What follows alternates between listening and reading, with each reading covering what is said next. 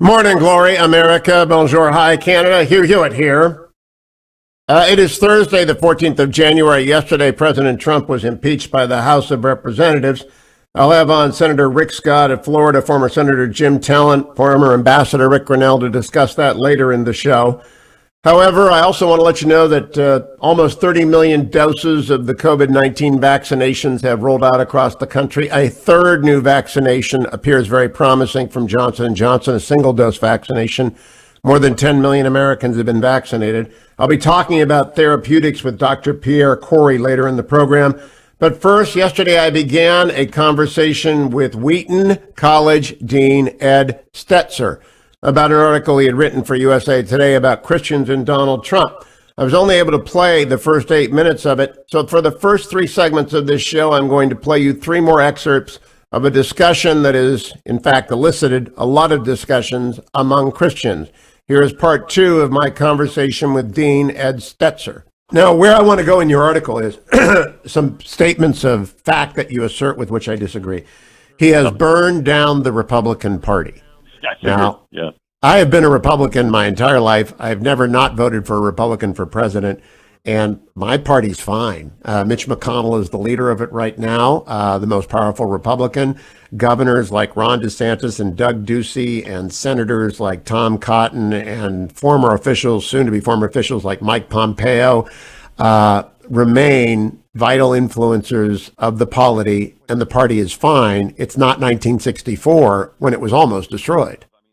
Yeah. I think there's a lot of. I've talked to several senators and congressmen, and I think they believe that these last few weeks will have serious ramifications that last for years to come. So it sounds like we just disagree. I think the Republican Party that I hope we will see coming out of that is a Republican Party that is pro-life, is pro-religious liberty.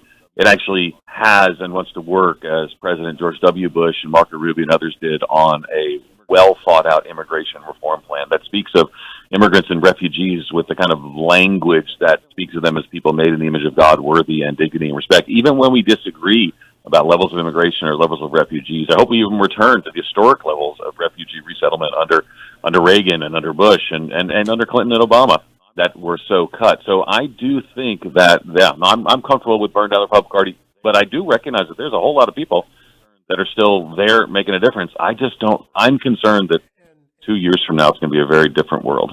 And Dean, I believe all that. In fact, I'm probably more radical on immigration than you are. I would regularize everyone in the United States who does not have any violence, but I would build a wall. So I'm very Catholic on the social gospel. I was against you are. That's kind of Catholic, yeah. And I'm the separation of families at the border. I was the fellow who argued with Jeff Sessions that was wrong. I rebutted the president. I'm vocal about that as well. Yeah. But I just got to tell you, the Republican Party burned down is, pardon the phrase, incendiary. It may be damaged, but 2022 is going to be a very good year for Republicans, if history has any tell, and redistricting comes in. So it's going to be doubly good for us because I think we'll take the House back, and the Senate is more difficult. The map is more challenging, but I think burn down the Republican Party a lot exaggerated from what we are. Fair enough. One clause in one sentence, I understand. I would say that he's done significant damage to the Republican Party, and many senators and members of Congress, I think, feel the same. But the language burned down, you don't like it, I get it, but one clause in one sentence in a bigger argument. So then we want to go to the next one. Some of us were vocal, often and early, about the dangers of Trumpism. It was costly. Were you also vocal about all of the good things the president has accomplished and why people might have supported him and still would have voted for him again?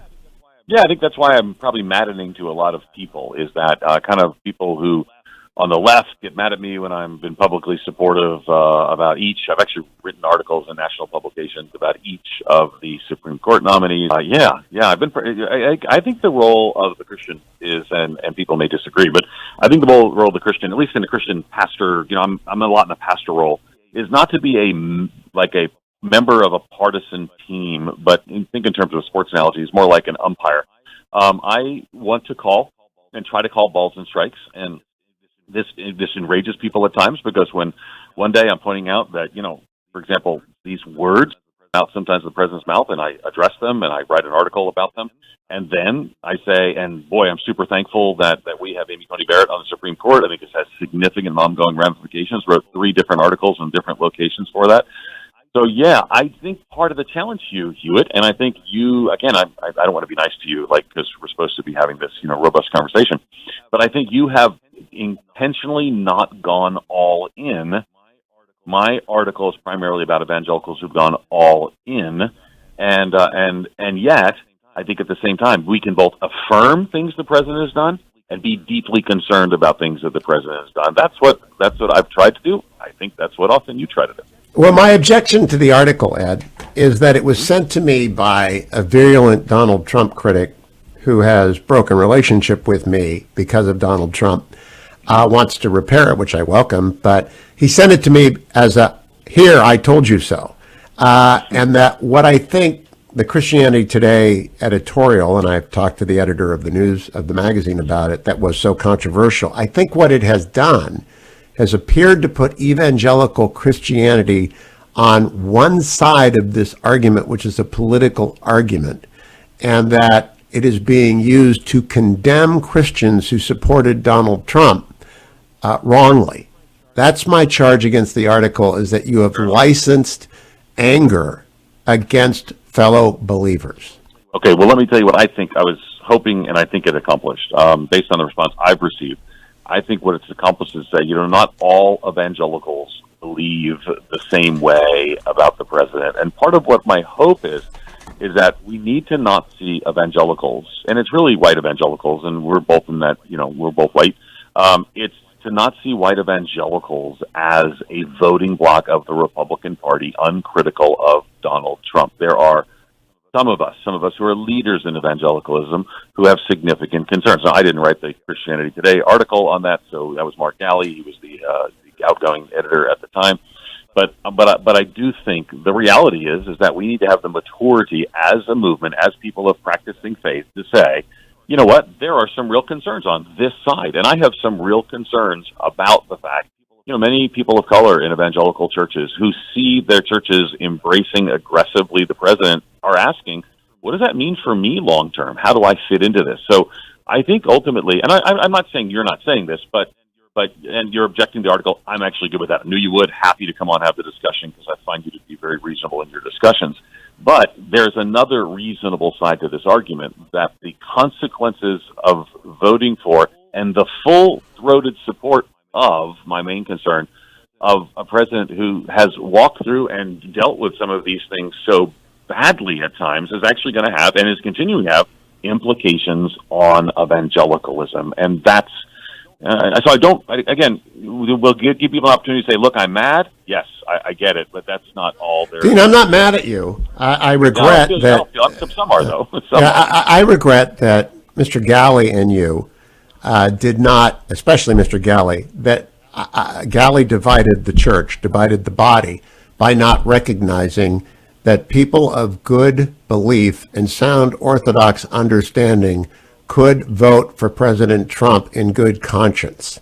It is not Hitler in 1933. So how many? I guess the question is how many paragraphs do I need to say that in an article? It's not about that, but I want to make sure that people understand that I think there are people of good character. So that's again. I think it's one paragraph.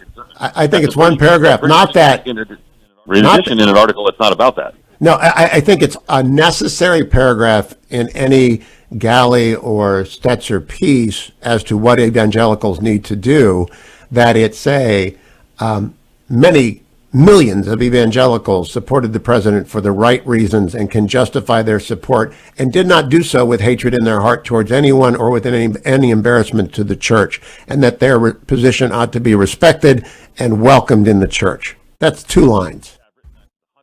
That's 2 lines that were not there. We'll continue the conversation after the break. Let me check the markets for you, brought to you by Birch Gold. I have been urging all of you to be out there, be aware of your gold holdings, because I think inflation is coming. Gold this morning at $1,837 an ounce. It's down 1%. If you're interested in buying gold, text my name, Hugh, to 474747, or visit Hugh Gold, a great sponsor of the program. But I also think you ought to look at your retirement portfolio. Birch Gold will handle a rollover of a portion of your retirement. I suggest 10%, maybe as much as 25. It depends on your age and wealth profile. You ought to roll over a portion of that IRA into Birch Gold because that is a security blanket against hyperinflation, which I think is the biggest danger out there. I'm not an economist. I'm not an investment advisor, but I think you ought to get the free information from Birch Gold. Again, text my name, Hugh, to 474747 or visit hughgold.com. I will be back with more Ed Stetzer talking about Donald Trump and evangelicals right after this. Stay tuned.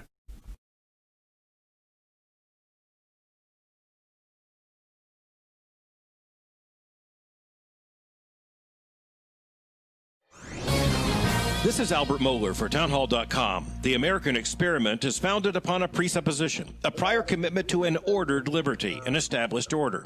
That means policies. It means a covenant. In our case, it means a constitution. As of right now, the U.S. Constitution is the longest surviving written constitution in human history. It's a remarkable document. All of that came to the fore in violent events that interrupted the joint session of Congress to count the votes of the Electoral College. At the end of the day, our constitutional order proved itself once again resilient. But that doesn't take away any of the tragedy and the horror of what took place. It was an enormous stress test on ordered liberty, a stress test brought on by the President of the United States. We will never give up. We will never concede. It doesn't happen. You don't concede when there's theft involved. It's an opportunity for the right, the left, conservatives, liberals, all Americans to repudiate political violence and reaffirm, once again, our commitment to ordered liberty. It's the American way. I'm Albert Mohler. The Pepperdine School of Public Policy, America's unique graduate program for leaders. Learn more at publicpolicy.pepperdine.edu. Trending now on The Larry Elder Show. Obama didn't incite anything from Black Lives Matter. He didn't incite them or that shooter to do that. I mean, so why are you listening to idiots that bring that kind of stuff up? Is that a question? Yeah, man. Is that a question? I got a real question. No. First, I'm going to respond to that if you allow me to, please. Yeah. Lots of police officers, Hayes, felt that Barack Obama, because of his constant criticism of police officers, created the atmosphere that allowed these three black men to believe falsely that the police were engaging in racial brutality against black people. They posted it on social media. They told their friends. And one of the major policemen organizations put out a statement and blamed Obama for creating this kind of atmosphere. So a lot of people felt that way, Hayes. I know you didn't. I know the media didn't. My point is, if you're going to make this argument about Donald Trump, let me finish, please. Let me finish, please. If you're going to make the argument that Donald Trump has created this atmosphere, then the same argument can be made about Barack Obama, but the left doesn't want to do that. No, I live in Dallas. After they looked in the background of that gentleman that killed those 5 brave police officers, right? He didn't have a bunch of postings on social media. He didn't have a bunch of stuff like that. He was motivated, Hayes. Hayes, what was his motivation, Hayes? I don't know. What was it? The man did what he did because he was motivated by this lie that the police are engaging in racial brutality against black people. A lie that was pushed by Obama, that was pushed by Eric Holder, that was pushed by Loretta Lynch. And it caused that large police officers organization to say that Barack Obama had created an atmosphere that encouraged people to do this. Keep up with what's trending. Subscribe on YouTube today.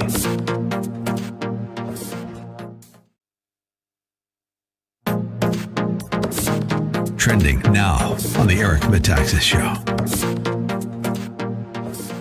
And so I left the prayer chapel right off the rotunda. And actually, it's a good thing that I left when I did, because it was literally just minutes later that the agitators broke into the building and came in. And I'm glad that I wasn't confused with them, because I was wearing normal clothes, just normal mom clothes.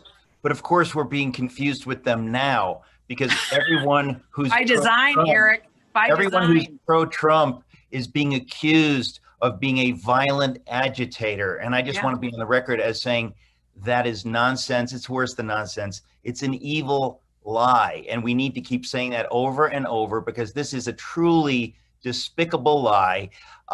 And we have to say it over and over and remind ourselves and everyone who's listening what nonsense this is, that a few hundred people, we don't know who they are. Obviously, some of them were pro-Trump. Some of them now we know were not pro-Trump. They had infiltrated, but it's a whole madness. But it was a few hundred people and literally 1 million plus people outside there for this joyous thing. And they are being lumped in with the agitators and then everyone in America.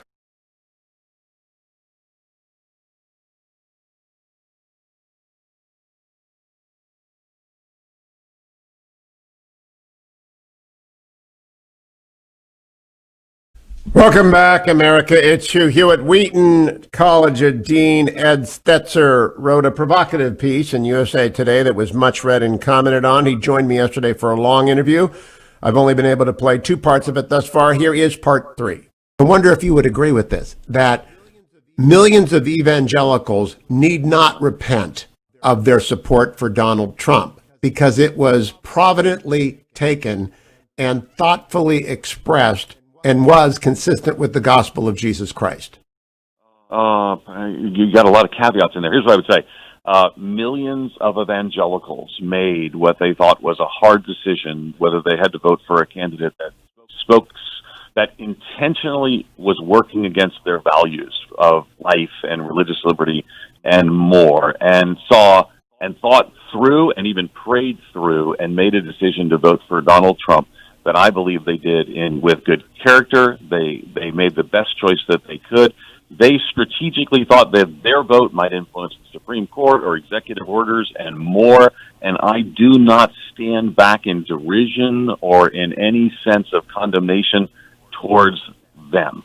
I am concerned, as you know, about those who uncritically embraced, many evangelicals did so, uncritically embrace the president who we share that concern. I believe simply that Christians of integrity could both support and not support Donald Trump, and Christians of integrity could support Joe Biden and not support Joe Biden, and Christians of integrity could have voted for Hillary Clinton. I believe that Christians of integrity have to divorce politics from Christianity. I mean, you have to live what your life is, but they can be sincerely Democratic or sincerely Republican.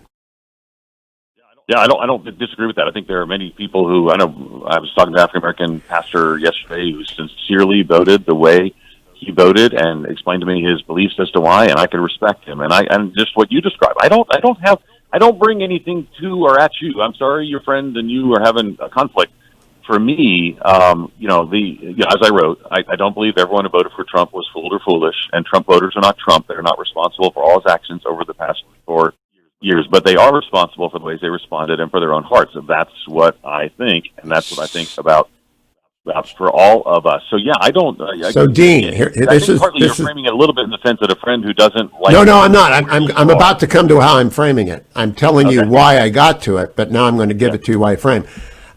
I believe the president recklessly gave his speech and that what happened was foreseeable.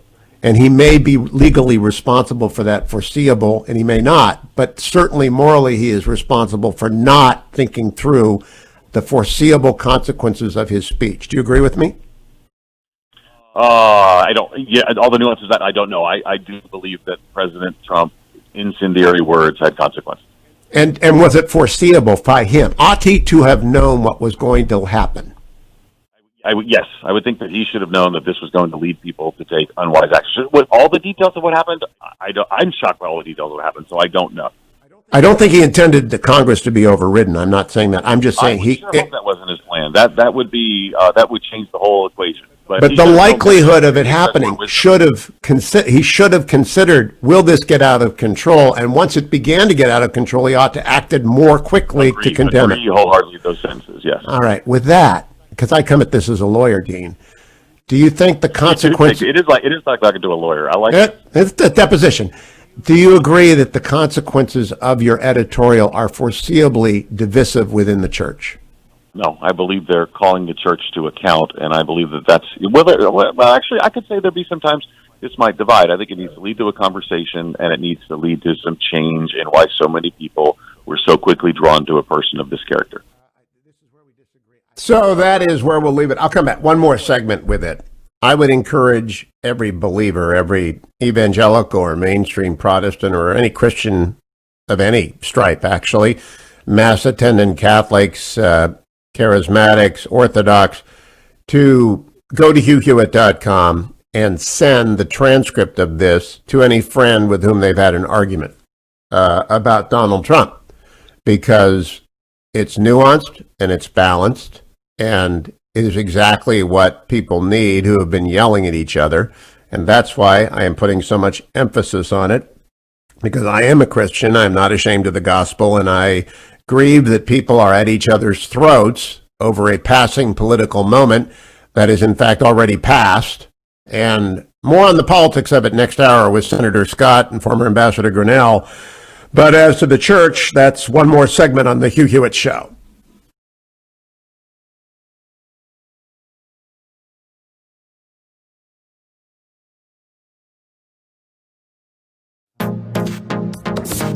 Trending now on the Dennis Prager Show. My husband and I are deeply rooted in Los Angeles. All our family's here. He has his. He's a physician. He has his practice. I'm a piano teacher. I have my students. Our whole family's here, and I am so upset with politics in California that I just want to pick up and move to Florida. But I don't know if it's the right decision, and I wanted to know your input. Except for the friends and relatives, of course it's the right decision. The left has done to California what it did to universities and to the arts and to basketball and football. It ruins everything it touches. I never thought California could be ruined, and they have done it. Fecal matter, you have to step over human feces in San Francisco. They're a tsunami of destruction. That people vote Democrat is astonishing to me. Anyway, I am the exact same position you are. I don't have family here. That's true. Okay. But I do have a world here. It's not. I mean, just about everyone in my life, other than my kids and their families, is here, and it's very, very hard to leave. I would love to leave, to be honest, and ultimately we may be forced. But you're young. I don't know. I don't have an answer for you because of the relatives and friends question. Now, you obviously you'll make new friends in Florida, although that's an odd way to regard friends. You're no friend is substitutable. Keep up with what's trending. Subscribe on YouTube today. Trending now on the Charlie Kirk Show. And remember when Nicole Hannah-Jones, Cut 5, said that destroying property which can be replaced is not violence? Let's play Cut 5. Destroying property which can be replaced is not violence. And to put those things, to use the exact same language to describe those two things, I think really it's not moral to do that.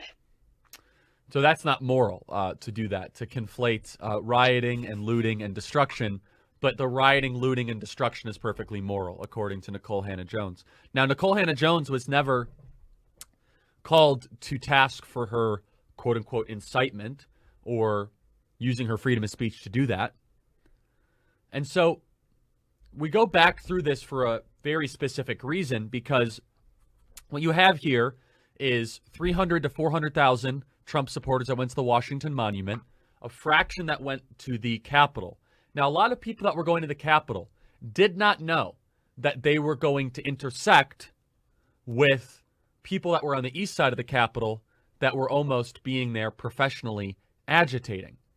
And Isabel, you know some people that went last week. I do. And they went peacefully. They absolutely did. You know, demonstrating at the Capitol in a peaceful and patriotic way is part of our nation's history. It's how people make their voices heard. And we've seen that repeatedly on the left, especially in the last few years when people have protested the nomination of Brett Kavanaugh, again, protesting the nomination of Amy Coney Barrett, several pieces of legislation and the tax cuts and everything. I mean, we can go on and on. that is a clear pattern of behavior in American history where people feel that that's a venue that they can make their voice heard. That's not necessarily in and of itself a bad thing. Where it crosses the line, obviously, is when laws are broken, when property is destroyed, when violence is incited, and that's never okay, and we've been very clear about that. Keep up with what's trending. Subscribe on YouTube today.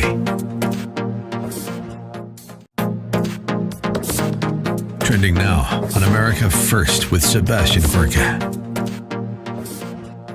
I love the idea that states get involved, and why shouldn't they? We are a republic of states. Does that mean, Charlie Kirk, that we are condemned in the near to medium term to have a totally bifurcated U.S. economy along political lines? I think we're already there. I think when you have Salesforce say that they will not host the Republican National Committee, then all of a sudden those lines have been drawn. When you have Shopify that says that President Trump's campaign can't sell hats or T-shirts, when you have Spotify that says the president cannot use their platform, we're already there. And guess what? Here's the reality of it. When you have a company that actually cares about platform access and is really driven by normal capitalistic profit incentives up against the wokesters, we're going to win. In the short term, their capital flows will benefit them. These companies have such insane amounts of uninterrupted capital. They're allowed to do foolish things like this. Yeah. But that will end up getting challenged if we do our job. And that's where the coalition of Republican states need to get into subsidizing and the investing of, I just call it,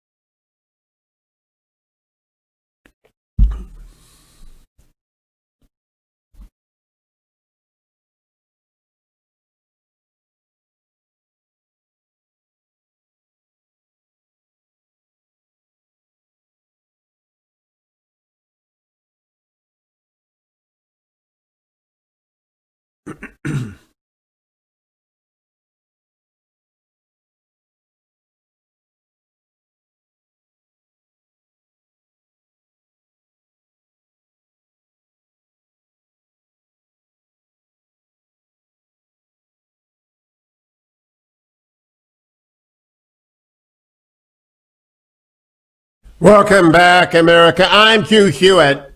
I disagreed yesterday with Ed Stetzer amicably. He is a dean at Wheaton College, runs the Billy Graham Center there, and has written a piece in USA Today on what he believes has to be a so-called reckoning within evangelicalism about President Trump. I talked to him at length yesterday, but I was only able to play 8 minutes of it, and so I've devoted the first 3 segments of today's show to playing additional segments. All of it is available at hughhewitt.com. Here is the last segment that I will play for you of my conversation with Wheaton Dean Ed Stetzer. This is where we disagree, I think, and this is why I'm uneasy with your article, though less so because of the caveats you included at the beginning than with Mr. Galley's article, which I condemned wholeheartedly. That was intended to and had the consequence of dividing the church.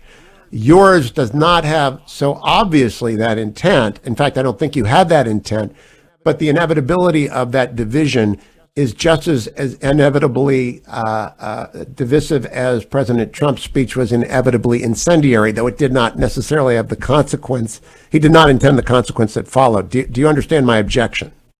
I understand your objection. I would say it's an unfortunate confusion of categories. In my case, I think that what needs to happen is that some people need to know that there are evangelicals who have major concerns. And then within evangelicalism and without evangelicalism, we need to have a public conversation. That's what the title is. There's a reckoning. We need to have a reckoning. What went wrong? What was our place and part? What do we need to change inside the movement? And what I don't think they need to change inside the movement, I don't think the movement needs to say, well, let's all now become liberal Democrats, right? So that's not it. But again, in a 1,000-word article, here's where I ended it. We've reached a reckoning. What comes next will reveal where our trust truly lies. That's what I'm looking for. I'm looking to call evangelicals to a sense where character matters at a greater level, where at the same time we get more focus. So much of evangelicalism has been focused on political power. We get more focused on showing and sharing the love of Jesus to a broken and hurting world. That's our passion at the Wheaton College Billy Graham Center. That's our passion in most of our churches. And for most churches and pastors, they think that the pursuit of power in this administration has caused some damage inside their congregations and inside relationships. I don't think it's divisive to point out the division and the brokenness that's there. I'm looking to work together to fix it, and I think there are a lot of evangelicals who want to as well. So, Dean, you concluded the article with, will we look inside and repent when needed? That's a good question to ask. My question to you is, will you examine the editorial that you wrote at the time that you wrote it and consider whether or not it divided the church and incited anger among the body, and repent if indeed it did? Always open to seeing what I could do and I could do better. And I would say a similar question to you, my friend. Would you not acknowledge that there are significant difficulties and, might I say, significant faults within the evangelical church that engaging and embracing this administration has brought to the light? And if so, consider joining me in speaking out and saying, how can we walk through this better to be a more gospel-centered, biblically driven movement that I think God calls us to be? Yes, I will. But I do believe that, as I have been throughout the Trump administration, when someone parts with a political party of which they are a member, as, for example, on child separation at the border or the president's attacks on judges or his cruel tweets, they have to speak it in a timely fashion so that it be noted, which I have always consistently done, but that I've always tried to do that without damage to the body by recognizing other people might disagree with me about the need, for example, even family separation, which I found to be perhaps the most indefensible of all Trump policies. But I can understand that some Christians believe the exigency of the circumstances of the border required it because of coyotes and people falsely being claimed as children who were in fact being abused. I know the arguments. I'm always open to learning, but I don't want to divide the body because the world is against us right now, and this culture is going to crush us, Dean. Yes, I think we're coming up to a real reality check, and I think part of that's a reckoning. But I think ultimately we do need each other, but we don't need each other to not speak truth to one another. And I think you have a habit of speaking truth, and you want to speak truth.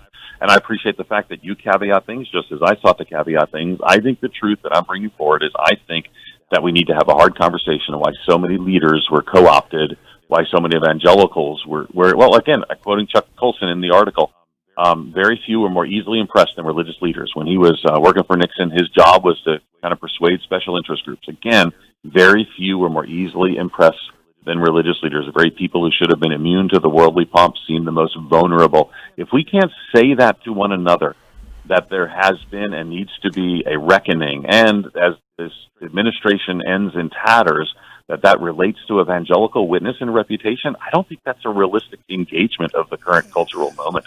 I think we need to acknowledge where we failed and then pull together for the sake of the gospel. That's been my lifetime of ministry, and this one article is calling out this moment that we're in to hopefully get us back on the mission we're on. So, Dean, my last word to you, and I'll give you the final word because you're my guest. I knew Chuck Colson. Chuck Colson is a friend of mine. I worked for Richard Nixon. He was a friend of mine. I understand Chuck's point of view very, very well. I think he would object to your use of it at this moment.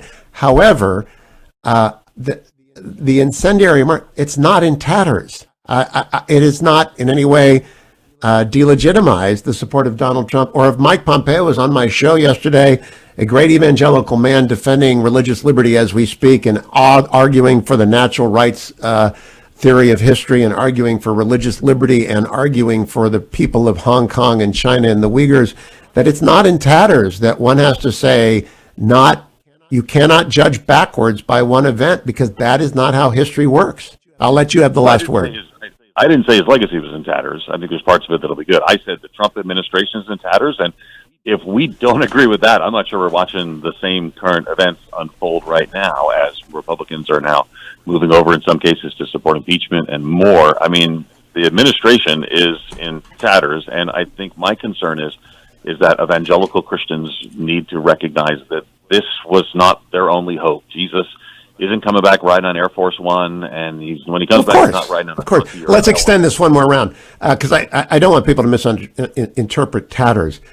It's a very bad week for President Trump, and his legacy has been deeply injured and will be debated, and it will never escape this week. A history of Donald Trump will always be accompanied by this. But the people who work for him in good faith, who have done good things, ought not to be pursued with a condemnation or a vengeance on the heart as is happening. And indeed, it is time for Christians to stand up for those people who have done good things and defend them against the virtual mob, which is now attempting to purge them. As, for example, Elise Stefanik has been purged from Harvard because she wanted to air objections in a constitutional fashion on the floor of the Senate. In other words, this is being leveraged as a purge moment, and Christians now need to stand with their brother and sisters in faith and defend them. Okay, I agree. That's a little different than what we were talking about a minute ago. I do agree. There are good people who, and I know several members of the cabinet. Sonny Perdue is a wonderful, man, and well, we could list several of them. Are Ben Carson, you got it. Yep. Mike Pompeo. Yep. So again, I met Mike.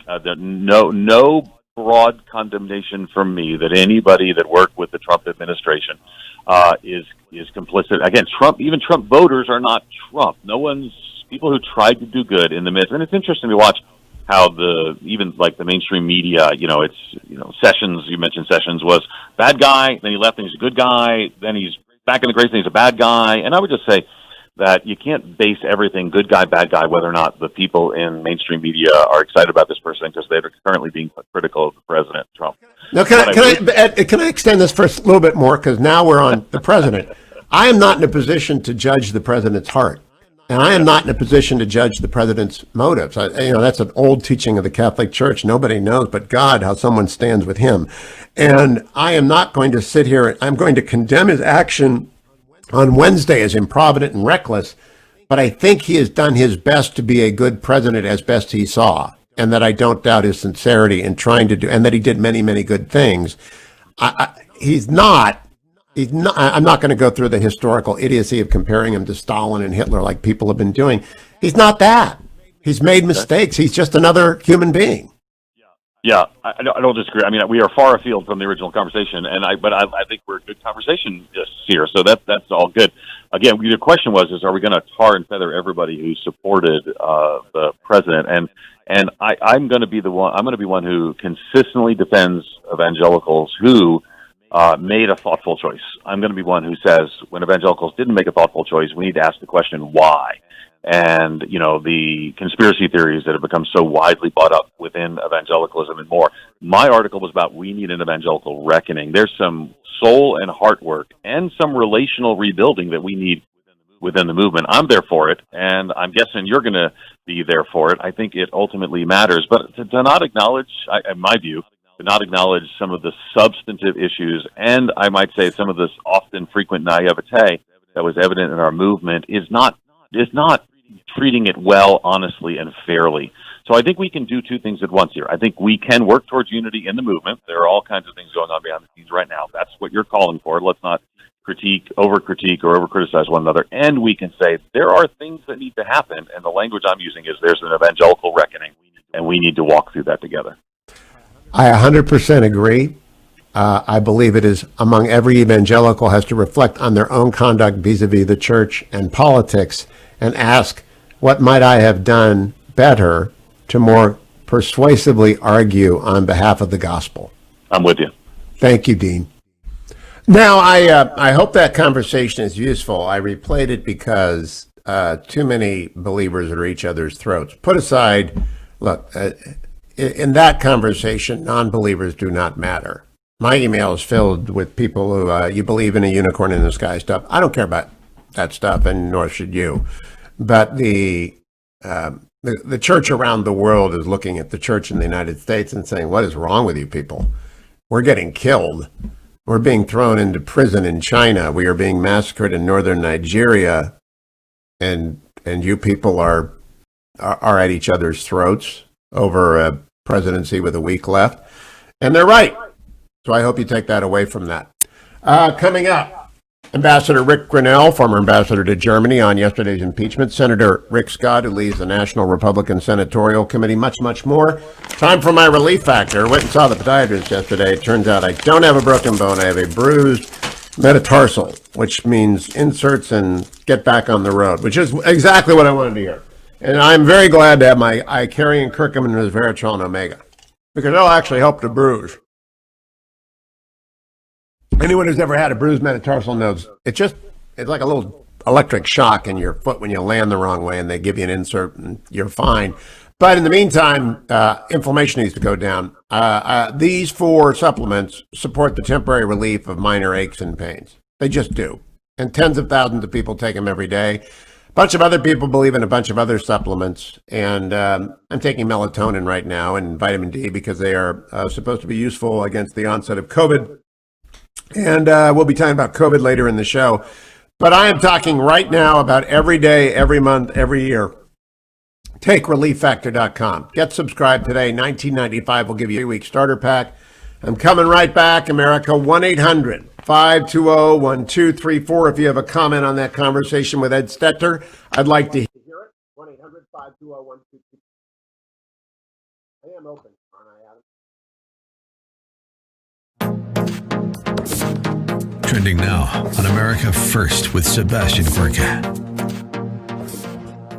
I love the idea that states get involved, and why shouldn't they? We are a republic of states. Does that mean, Charlie Kirk, that we are condemned in the near to medium term to have a totally bifurcated U.S. economy along political lines? I think we're already there. I think when you have Salesforce say that they will not host the Republican National Committee, then all of a sudden those lines have been drawn. When you have Shopify that says that President Trump's campaign can't sell hats or T-shirts, when you have Spotify that says the president cannot use their platform, we're already there. And guess what? Here's the reality of it. When you have a company that actually cares about platform access and is really driven by normal capitalistic profit incentives up against the wokesters, we're going to win. In the short term, their capital flows will benefit them. These companies have such insane amounts of uninterrupted capital. They're allowed to do foolish things like this. Yeah. But that will end up getting challenged if we do our job. And that's where the coalition of Republican states need to get into subsidizing and the investing of, I just call it First Amendment infrastructure. I love it. First Amendment infrastructure. Let's build it. Let's create a campaign. I want to be part of it. Charlie Kirk is going to lead the way. We can defeat those who wish to use big tech to undermine our civil rights. Oh, and by the way, where are the libertarians? Huh. Strangely so quiet. What a surprise there. Keep up with what's trending. Subscribe on YouTube today. This is Albert Mohler for townhall.com. The American experiment is founded upon a presupposition, a prior commitment to an ordered liberty, an established order. That means policies. It means a covenant. In our case, it means a constitution. As of right now, the U.S. Constitution is the longest surviving written constitution in human history. It's a remarkable document. All of that came to the fore in violent events that interrupted the joint session of Congress to count the votes of the Electoral College. At the end of the day, our constitutional order proved itself once again resilient. But that doesn't take away any of the tragedy and the horror of what took place. It was an enormous stress test on ordered liberty, a stress test brought on by the President of the United States. We will never give up. We will never concede. It doesn't happen. You don't concede when there's theft involved.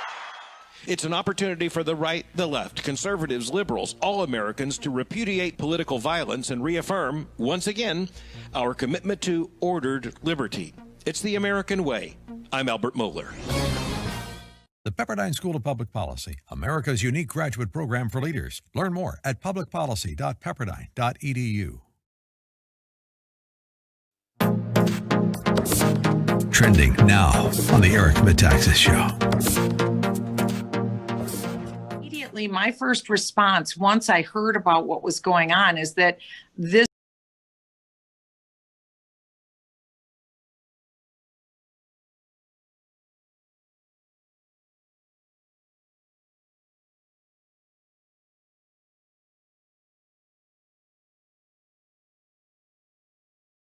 Welcome back, America. Hugh Hewitt, joined now by former Israeli ambassador to the United States, Dr. Michael Oren from Israel. Good morning, Michael. How are you? You there? I am indeed. Can you hear me? I'll bet you that his mute button is on. Doctor. My guess is, Hugh, that this election will not be any more conclusive than the previous three rounds. And the reason is that the two camps are pretty much evenly divided. But they're both camps on the right, correct? That is the big difference from previous elections. And it will weaken Netanyahu's hand because he's always able to cast his opponents as being leftist. But you're not going to be able to cast Naftali Bennett and Gidon Saar as leftists because they're actually to the right politically of Bibi. And the fact of the matter is, historically, Netanyahu has not adopted many right-wing policies. So there's Yamina and Yisraeli Betinu, and who are the likely allies of Likud in a coalition? Well, right now they're saying nobody. Everyone's saying, oh, we'll never go with Bibi. But that's what Benny Gantz said in the last elections, and he ended up going with Bibi. So if the election is not conclusive again, Netanyahu will try to wean and pry off some of these parties from the anti-Bibi camp to join his coalition. That's what he did with Benny Gantz last time. He'll try to do it again. But the fact of the matter is, Hugh, I'm going today, in another hour, I'm going for my second vaccination. This entire country will be vaccinated by mid-March. You know what's happening in mid-March? The election. And we're going to be the first country on earth to be completely vaccinated. Now, that is, much credit is due to our national health system, which is excellent. But the fact of the matter is, this prime minister got on the phone and wouldn't let the CEO of Pfizer, rest, wouldn't let the CEO of Moderna rest, and he brought 5 million vaccinations. That's amazing. And people, as this economy begins to recover, as people come out from their lockdowns, people are going to say, well, I got my life back. Who do I owe it to? And, the answer is going to be, for many of those people, Benjamin Netanyahu. So among the other conservative parties, which one can you never imagine joining a Likud-led coalition? Because he'll be the one that the president turns to. He'll have by far the most seats. So he'll have the first opportunity to join the government. Who is most likely to do the Gantz? I think there's just nobody. I tell you why. Because there's a left-wing party, right? There's several left-wing parties. But one of the left-wing parties joined Netanyahu this coalition. And you think that they would never join that coalition. Both Gidon Saar and Naftali Bennett, who are heading their right-wing parties, ostensibly detest Benjamin Netanyahu. They had a terrible history with him, but that doesn't mean that, at the end of the day, when high-profile jobs are being offered to them, like foreign minister, defense minister, that they're going to resist the temptation. Now, Shosh and UTG will join Likud, correct? They're really true, but they're easy coalition partners because what they really want, they only want two things. They want funding for their religious schools, for the yeshivas, and they want the status quo to be maintained in Israel. What's the status quo? That's an agreement struck by Ben-Gurion 70 years ago with the religious parties. It said that the religious norms that were observed back in the late 1940s will continue to be absorbed. That means that while there is public transportation in a limited way in Tel Aviv, there's none in Jerusalem. That means that the army keeps kosher. That means that the national holidays are the Jewish holidays. That's the status quo. Many people who are secular don't want the status quo. They'd like to have buses in Jerusalem or buses in other cities that don't have them on Shabbat. But that is a crucial issue for the ultra-Orthodox parties.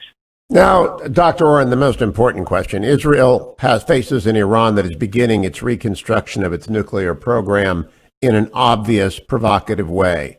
Will that be allowed to continue by Israel? We can't. It's not even a question. Israel has the right and ability to defend itself. Israel will not let Iran acquire nuclear weapons. And we're not going to let Iran get close.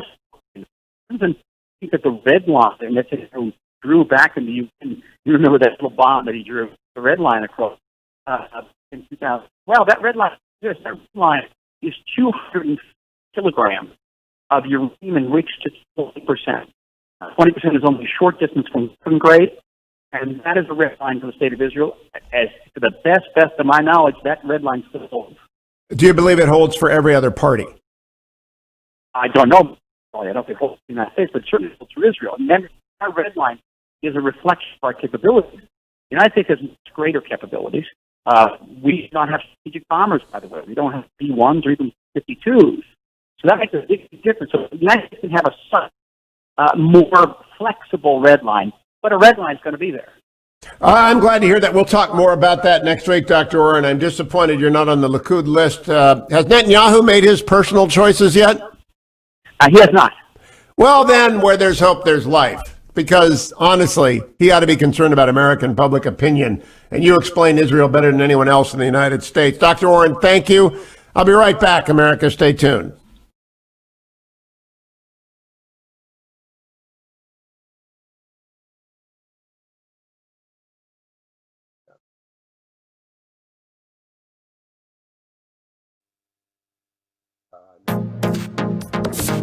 Trending now on the Larry Elder Show. But Democrats challenged the election in 2000, challenged the election in 2004, challenged the election in 2016, the first week of January, the first week of the following year. All lawfully making protests, the same as Ted Cruz and the others were about ready to do until this riot took place. Did any of you tell Hillary to stop referring to President Trump as illegitimate? Of course not. Because you benefited. 78%, according to Gallup. That's a poll you guys like. 78% of Democrats believe not just that the Russians interfere, which everybody agreed with, including Trump, but that the interference changed the outcome of the election in favor of Trump. Jay Johnson testified, no evidence whatsoever they changed vote tallies. They tried to get in the machines. They did nothing. As far as what impact they had on whether or not people thought this or that psychologically, I have no idea. But I can tell you they did not manipulate the vote tallies. Well, 78% of Democrats believe the Russian activity changed the outcome of the vote. You believe that? But you don't want Republicans to believe what they saw on the videotape, where somebody appeared to be picking up ballots underneath the desk? Now, I understand there's an explanation for that. But you believe, 78% of you believe that but for Russian interference, Donald Trump would not be president, but you want Republicans to ignore 1,000 signed affidavits? Not fair. Such hypocrisy. Keep up with what's trending. Subscribe on YouTube today.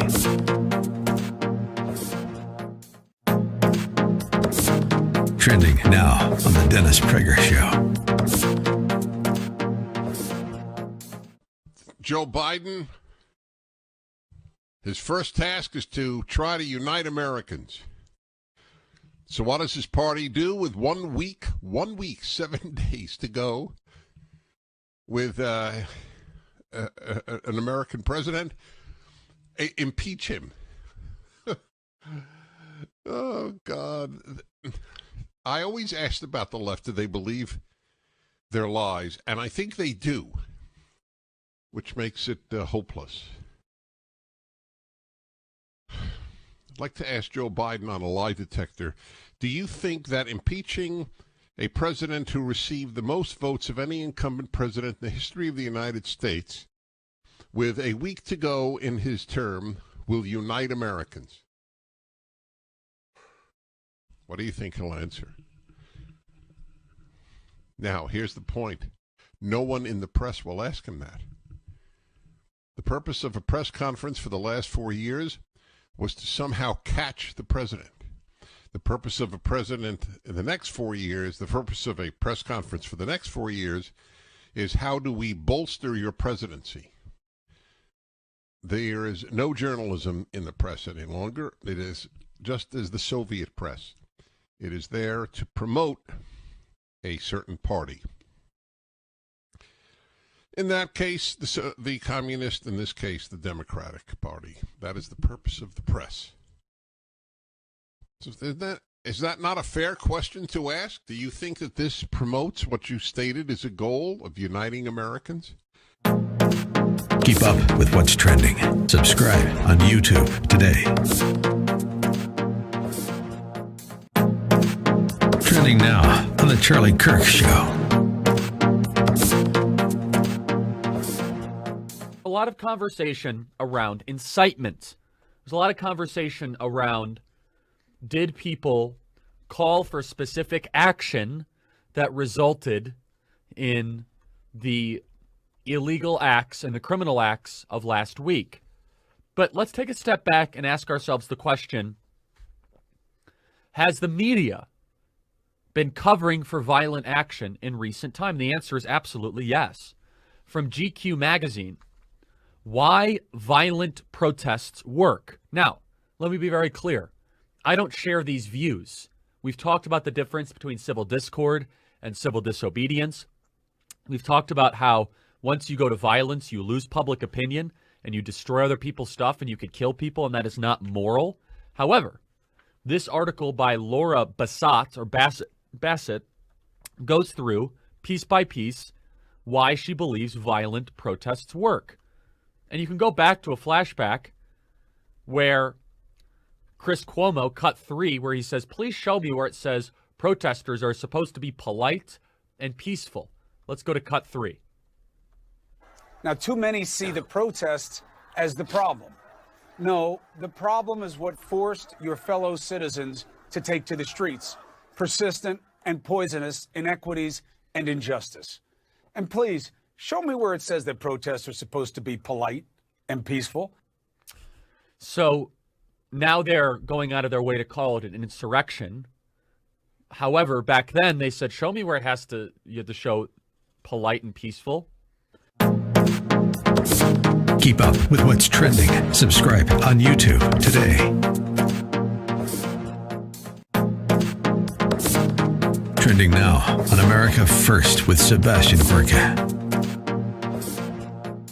The most troubling kind of issue out of everything that we've seen in the last couple of days with big tech in particular is how Parler was targeted by 3 $1 trillion companies. Not only were these companies acted in a cartel manner, going after not just the distribution, but the hosting, Dr. Gorka, on the server space of Parler. Because we were always told, create a competitor, engage in the free market, and now we realize that you can't even create a competitor if the big tech oligarchy doesn't approve of it beforehand. Now, you have an incredible enterprise. I was there for the SAS event in Florida with thousands of young Americans in December. What does this mean for Turning Point USA? So I don't want to berate Parler, but the idea that you're using Amazon's cloud services is a vulnerability. Is your organization potentially the next one? They're just going to turn switches off, Turning Point USA? They could, and that's why talk radio is more important than ever before. And, I hope that we'll be able to continue to do podcasting. But look, we are preparing as if, the blue terror is going to continue, that the purge will not stop. And so anyone that thinks that they have some sort of inside access or that they're not going to get kicked off is fooling themselves. I hope that doesn't happen.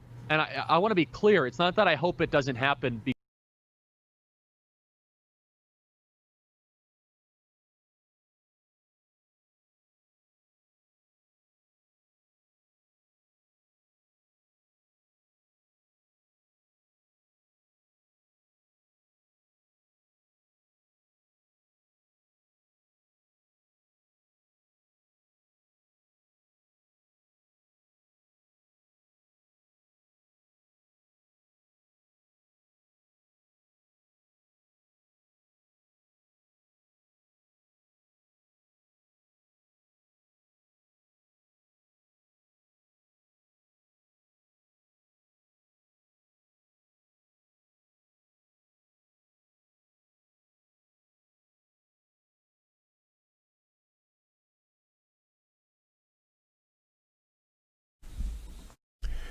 Morning, glory, America. Bonjour, hi, Canada. I'm Hugh Hewitt. 2022 promises to be a very interesting year for Republicans. Redistricting will help the members of the House, but the Senate map is challenging. Leading the Republicans, the National Republican Senatorial Committee, in the search for a renewed majority is Senator Rick Scott of Florida. 8 years, the governor of the Sunshine State. Now it's Senator. Good morning, Senator Scott. Good to have you back. It's great to be back. We're going to have a great 2022. My job is we're going to clearly let everybody know the difference between a Republican and a Democrat. You want big taxes, big government.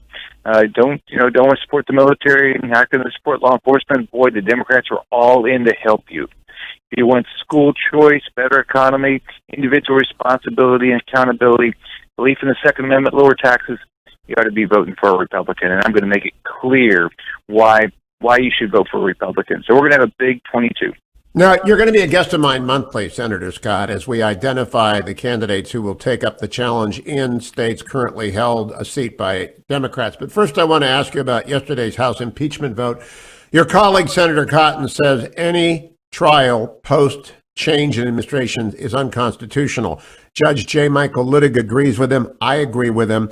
If I were a senator, I would not participate in the proceedings after the 20th. What will Rick Scott do? Well, I talked to another senator yesterday, and that's exactly what he's planning on doing right now. He's still doing his research. That he says he might not. If it's unconstitutional, why is he going to participate? So I'm going to do the research. I've had my team give me a lot of materials today. We're going to be going through it because if it's unconstitutional, what are we doing? First off, we shouldn't be doing it anyway. It's look, the Biden administration, they should have told the House to stop it. I want to bring people together. Of course, he's not. He's out there, calling his opponents Nazis. But if we want to further divide the country, keep doing what the Democrats are doing. So I think it's wrong. Should the president have said something faster to tell people not to, after they were doing it, not to do it? Sure. But did he tell people to go into the Capitol? Absolutely not. So this is just. The Democrats have gone off a deep end, and I'm not gonna do anything to help them. But I'm clearly, Hugh, I'm gonna research this and figure out the right thing to do. I'm gonna follow the Constitution. I hope not a single Republican attends the trial. It is unconstitutional. But Senator, looking ahead to the map, you need to recruit some candidates in places like Nevada and New Hampshire and Colorado. I would put the name Rourke Denver in front of you in Colorado, Navy SEAL, who is very well known, great author and motivator. I think we need young veterans. I think we need experienced young people. Are you working the recruitment right now? Absolutely. Look, and Kelly's got to run in Arizona in 2 years. Warnock's got to run in 2 years in Georgia. We have a big opportunity. So I'm reaching out to states all over the country. And I think we have an opportunity all across the country to pick up more seats. And I'm going to do everything I can. Here's the way I look at it, Hugh. We've got to continue to raise our money, which I believe we can. We're going to compete with Act Blue by expanding, doing a better job online with WinRed. We're going to every day to find these Democrats, and that's part of what we're going to do over the NRSC. We're going to work with the RNC on grassroots. But it starts with having great candidates. And I agree with you. Let's get more veterans. Let's get more women. Let's get more young people into this party and into run for office. Now, Pennsylvania is going to be a challenge unless you persuade Senator Toomey to run again. And so just explain to people, I know you don't have anyone in mind, but how do you go about finding a candidate to encourage to run? What are the essentials for someone who would, for example, defend a red seat in a blue state? Well, first off, what I've already been doing is reaching out to, the state party chairs, the state committee men, state committee women, and then started to reach out to the business community to see, ideas they have. Talk to Pat Toomey, Senator Toomey, see what ideas he's had. I've done the same thing with Richard Burr down in North Carolina, and just talk to people I know, involved and outside, in the business community outside. In each of these states. And so I think we're going to have great candidates. I think there seems to be a lot of people interested in doing this. And I think, if you look at where the Democrats are going to go and hacking the Supreme Court, getting rid of private health care insurance, getting rid of fossil fuels, socialism, the Democrats are, don't want to fund the police or the military. I mean, we're going to have a great 22 because we're right on issues. So is there some minimum amount of money that I believe there should be, that a candidate ought to be able to bring before they sit down with you and say, I'm a serious candidate? Because these are races of tens and 20 millions of dollars. So people have to prove legitimacy, and we cannot afford to have fringe candidates screwing up our 2022 cycle. Well, I'm looking at what the NRCC is doing with the Young Guns program and seeing if there's something that we can do with regard to that. But a lot of people want to talk to me because they know I've had 4 hard races, 1 hard primary where everybody endorsed my opponent, and then the 3 hard general elections. So they just want to. A lot of people have never run before just want to say, okay, what's it like? And I'm very clear. You've got to have a message. You got to be able to tell why you're a good messenger, and you've got to be able to raise money. And if you're not willing to do those things, don't even try because you're not going to get anywhere. And so a lot of people want to, just over the last 10 years, starting with when I won back in 2010, I've had a lot of people call me stuff because I was very fortunate as a first-time candidate to be able to win the governor's seat, both the hard primary and hard general election in Florida. So a lot of I think I'm glad to talk to people, but then tell them this is what if you want to get anywhere, this is what you're going to have to do. And I'll give you all the advice I can give you, but I want everybody to call me and I'll talk to them, then tell them what my thoughts are.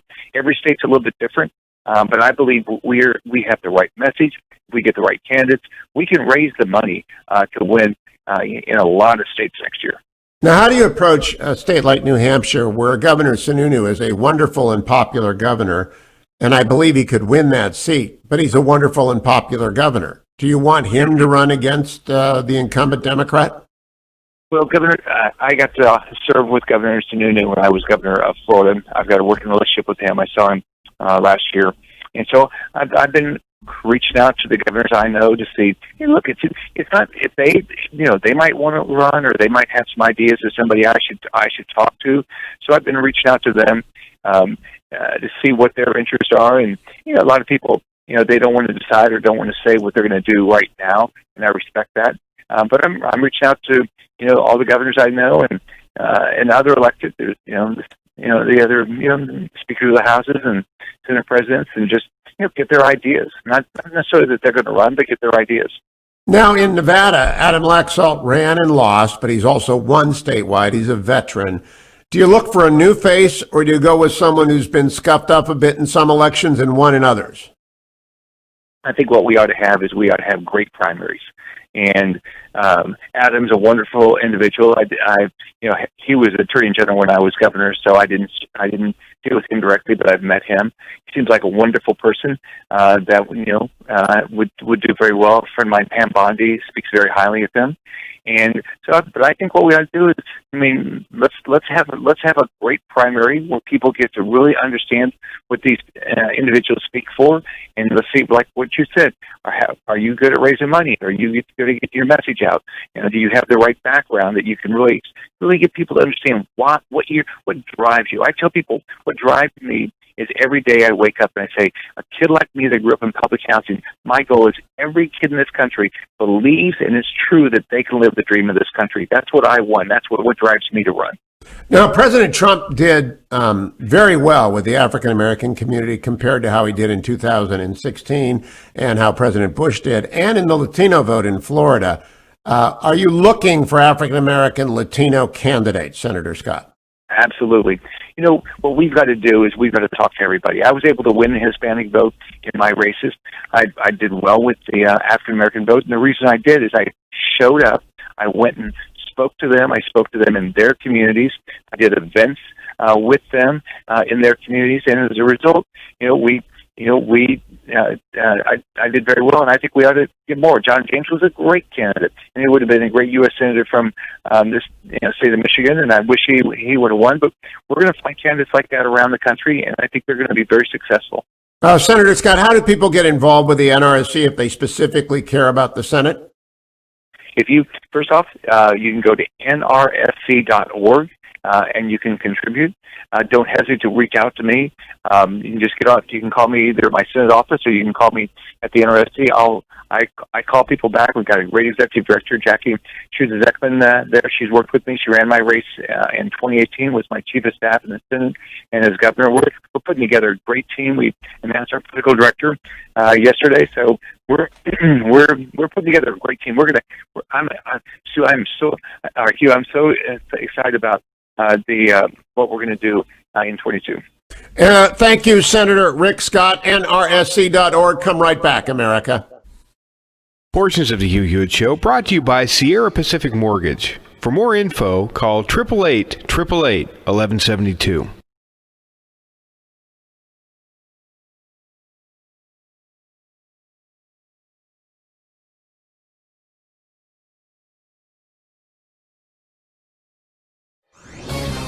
This is Albert Mohler for townhall.com. The American experiment is founded upon a presupposition, a prior commitment to an ordered liberty, an established order. That means policies. It means a covenant. In our case, it means a constitution. As of right now, the U.S. Constitution is the longest surviving written constitution in human history. It's a remarkable document. All of that came to the fore in violent events that interrupted the joint session of Congress to count the votes of the Electoral College. At the end of the day, our constitutional order proved itself once again resilient. But that doesn't take away any of the tragedy and the horror of what took place. It was an enormous stress test on ordered liberty, a stress test brought on by the President of the United States. We will never give up. We will never concede. It doesn't happen. You don't concede when there's theft involved. It's an opportunity for the right, the left, conservatives, liberals, all Americans to repudiate political violence and reaffirm, once again, our commitment to ordered liberty. It's the American way. I'm Albert Mohler. The Pepperdine School of Public Policy, America's unique graduate program for leaders. Learn more at publicpolicy.pepperdine.edu.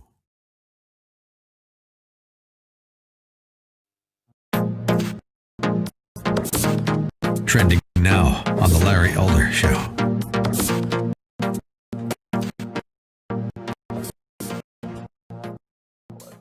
Obama didn't incite anything from Black Lives Matter. He didn't incite them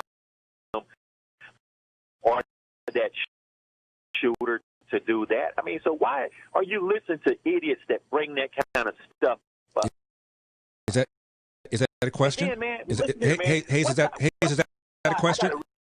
Real question. No. First, I'm going to respond to that, if you allow me to, please.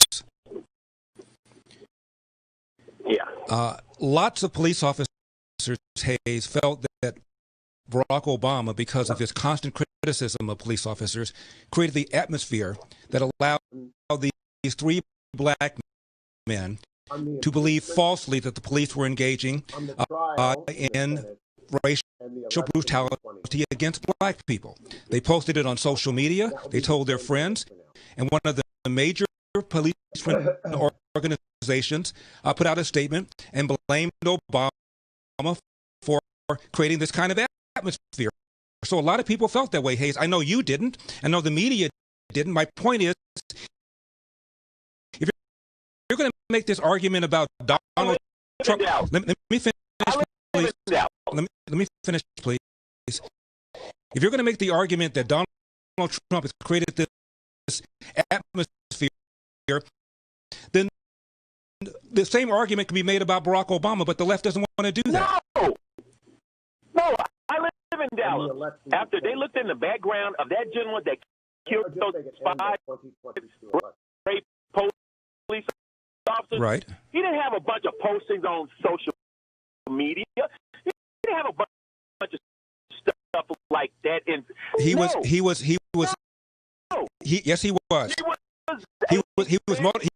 motivated, Hayes. Hayes, what was his motivation, Hayes? I don't know. What was it? The man did what he did because he was motivated by this lie that the police are engaging in racial brutality against black people. A lie that was pushed by Obama, that was pushed by Eric Holder, that was pushed by Loretta Lynch. And it caused that large police officers organization to say that Barack Obama had created an atmosphere that encouraged people to do this. Keep up with what's trending. Subscribe on YouTube today.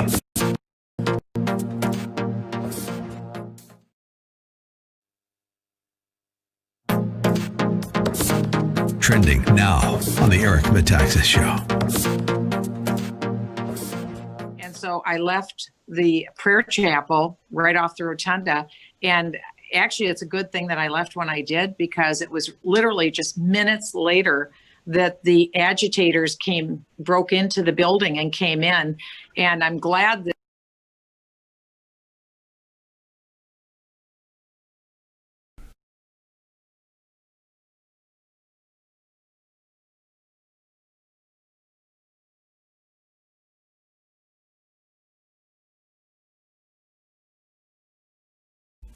Welcome back, America. I'm Hugh Hewitt.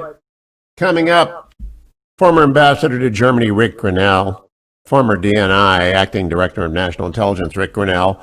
Lots to talk to him about, and I would love your phone calls at 1-800-520-1234.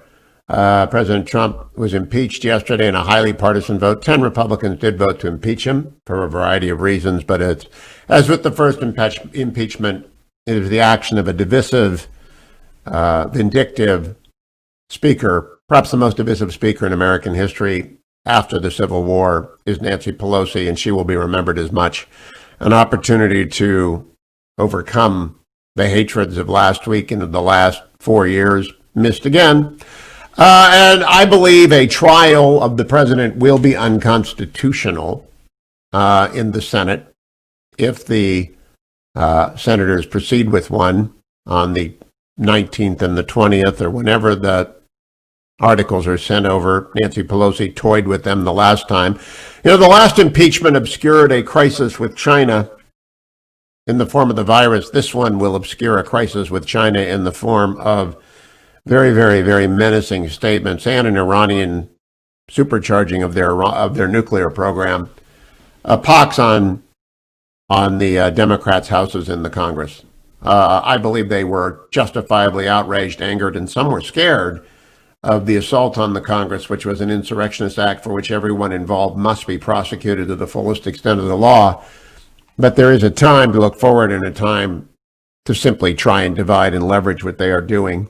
I wonder what will markets do today. This is brought to you by AndrewandTodd.com. New affiliate in West Virginia, Clarksburg. I want to tell you that AndrewandTodd.com have done great work for home buyers and home refinancers who listen to this show for close to a decade now. They are very, very good men. I've known Andrew for 20 plus years. I was in a Bible study with him when I lived in California for many years, and stay in touch now that I'm in Virginia, and I have known Andrew for many, many years. Great Christian men, terrific team. Of course, they serve everybody, and they serve everybody well, soup to nuts. They advise you, they help you, they do everything they can to get you the best rate on a refinance, the best deal on a new house purchase. If you want to help your son or daughter or grandson or granddaughter take advantage of these terrific rates and buy a house now by being a non-occupying co-borrower, they will help you. Reverse mortgage, good. Today, the 10-year Treasury has gone down a little bit. It's down to 1.09. It had gotten up to 1.14 yesterday, so that's good. You still get very good rates if you move, very good rates. And so you need to move fast. Yesterday, the Dow went up 51. The NASDAQ went up 56. The S&P went up 10. Everything overseas is green. Everything. Japan, Hong Kong, England, and Germany, the four big indexes are green. Gold is down a little bit today, as is the 10-year Treasury. It's a good day to look and see if you need help out of your house, if you got to pay for college, if you got to get through the rest of the virus. Even as the COVID vaccine rollout is now past 10 million Americans vaccinated, 29,380,000 doses distributed, a third vaccine nearing an on approval, a one-dose vaccine. I believe that the governors are finally getting their act together and figuring out we don't need all these rules. We just need people who are 65 and older to show up. And that's really the way to do it. They overthought it, as usual, because that's what government does. They screw up the simple things, never make the easy things hard, do it the Israel way, organize chaos. If you're 65 and older, come on in, and we'll have a line over here for people with an underlying condition. Please don't lie. Some people will, but very few people actually. 1-800-520-1234. Mary in Tampa, Florida. Mary, what do you think of the trial? I think it's almost a moot thing. I was it just looks like somebody else is in charge, but I'm looking at those cabinet picks. That's what I was wondering about. Well, go ahead. What do you want to know about the cabinet picks? Well, their background. It just feels like somebody else is in charge here. The impeachment was kind of like moot. Well, look, there are a lot of third-term Obama people, but those are just Democratic war horses. Wendy Sherman was around with Bill Clinton. My goodness, so she's back for a third Democratic term. Tony Blinken's been around it's just the Democrats they never leave D.C. They never leave D.C., and so it's not somebody else. Joe Biden is in control. He's absolutely in control. It's a Joe Biden administration, but some of them are very good, some not so good. Stay tuned. 1-800-520-1234.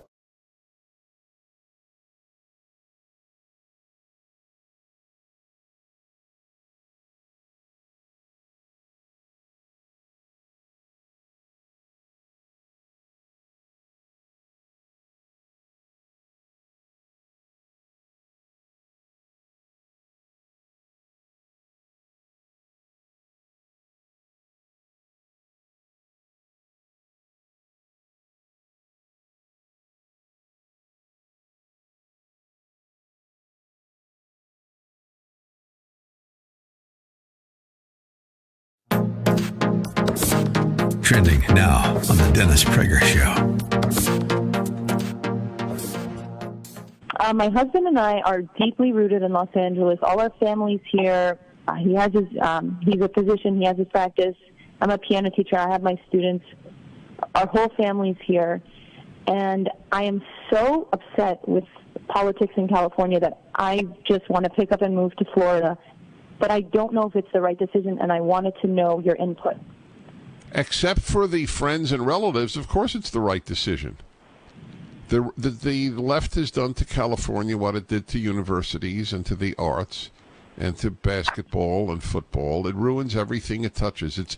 I never thought California could be ruined, and they have done it. Fecal matter, you have to step over human feces in San Francisco. They're a tsunami of destruction. That people vote Democrat is astonishing to me. Anyway, I am the exact same position you are. I don't have family here. That's true. Okay. But I do have a world here. It's not. I mean, just about everyone in my life, other than my kids and their families, is here, and it's very, very hard to leave. I would love to leave, to be honest, and ultimately we may be forced. But you're young. I don't know. I don't have an answer for you because of the relatives and friends question. Now, you obviously you'll make new friends in Florida, although that's an odd way to regard friends. No friend is substitutable. Keep up with what's trending. Subscribe on YouTube today. Trending now on the Charlie Kirk Show. And remember when Nikole Hannah-Jones, Cut 5, said that destroying property which can be replaced is not violence? Let's play Cut 5. Destroying property which can be replaced is not violence. And to put those things, to use the exact same language to describe those two things, I think really it's not moral to do that. So that's not moral to do that, to conflate rioting and looting and destruction, but the rioting, looting, and destruction is perfectly moral, according to Nikole Hannah-Jones. Now, Nikole Hannah-Jones was never called to task for her quote-unquote incitement or using her freedom of speech to do that. And so we go back through this for a very specific reason, because what you have here is 300 to 400,000 Trump supporters that went to the Washington Monument, a fraction that went to the Capitol. Now, a lot of people that were going to the Capitol did not know that they were going to intersect with people that were on the east side of the Capitol that were almost being there professionally agitating. And Isabel, you know some people that went last week. I do. And they went peacefully. They absolutely did. Demonstrating at the Capitol in a peaceful and patriotic way is part of our nation's history. It's how people make their voices heard. And we've seen that repeatedly on the left, especially in the last few years when people have protested the nomination of Brett Kavanaugh, again, protesting the nomination of Amy Coney Barrett, several pieces of legislation and the tax cuts and everything. I mean, we can go on and on. That is a clear pattern of behavior in American history where people feel that that's a venue that they can make their voice heard. That's not necessarily in and of itself a bad thing. Where it crosses the line, obviously, is when laws are broken, when property is destroyed, when violence is incited, and that's never okay. And we've been very clear about that. Keep up with what's trending. Subscribe on YouTube today.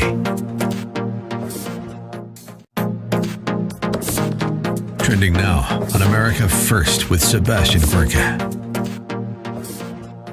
I love the idea that states get involved, and why shouldn't they? We are a republic of states. Does that mean, Charlie Kirk, that we are condemned in the near to medium term to have a totally bifurcated U.S. economy along political lines?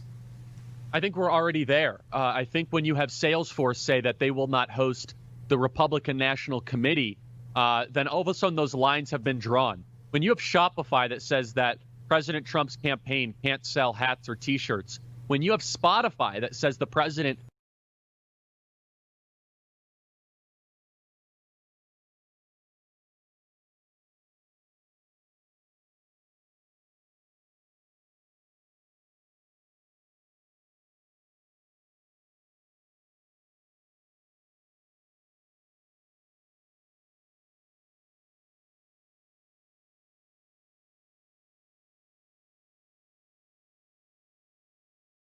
Welcome back, America. It's Hugh Hewitt. I'm asking you, should Republican senators participate in the impeachment trial, which will begin at the earliest on the January 19th? I do not believe the Chief Justice will preside because the president will not be tried. I do not believe the trial is constitutional. I believe if I were a senator, I would not participate. And whether or not I would vote depends very much on whether or not an acquittal depends upon my vote. I'm not sure. And so I'm asking you, should Republicans be involved? And if you want to comment on President Trump and evangelicals, my earlier conversation with Ed Stetzer, which is now posted at hughhewitt.com, please call as well. Renee in Georgia is calling about that. Hello, Renee. Hello, Hugh. Thank you so much for taking the call. I just wanted to say, if you don't mind, with all due respect, I really felt that back in December, you were unfair to the president and the rest of us who voted for him by already calling Joe Biden president-elect before the Electoral College votes were certified. And now that they are certified, certainly we'll accept that. So, Renee, I asked about whether or not senators ought to be involved in impeachment trial or about the Stetzer conversation. I'm getting to that. Well, so, you don't get a lot of runway on a show, but please hurry up.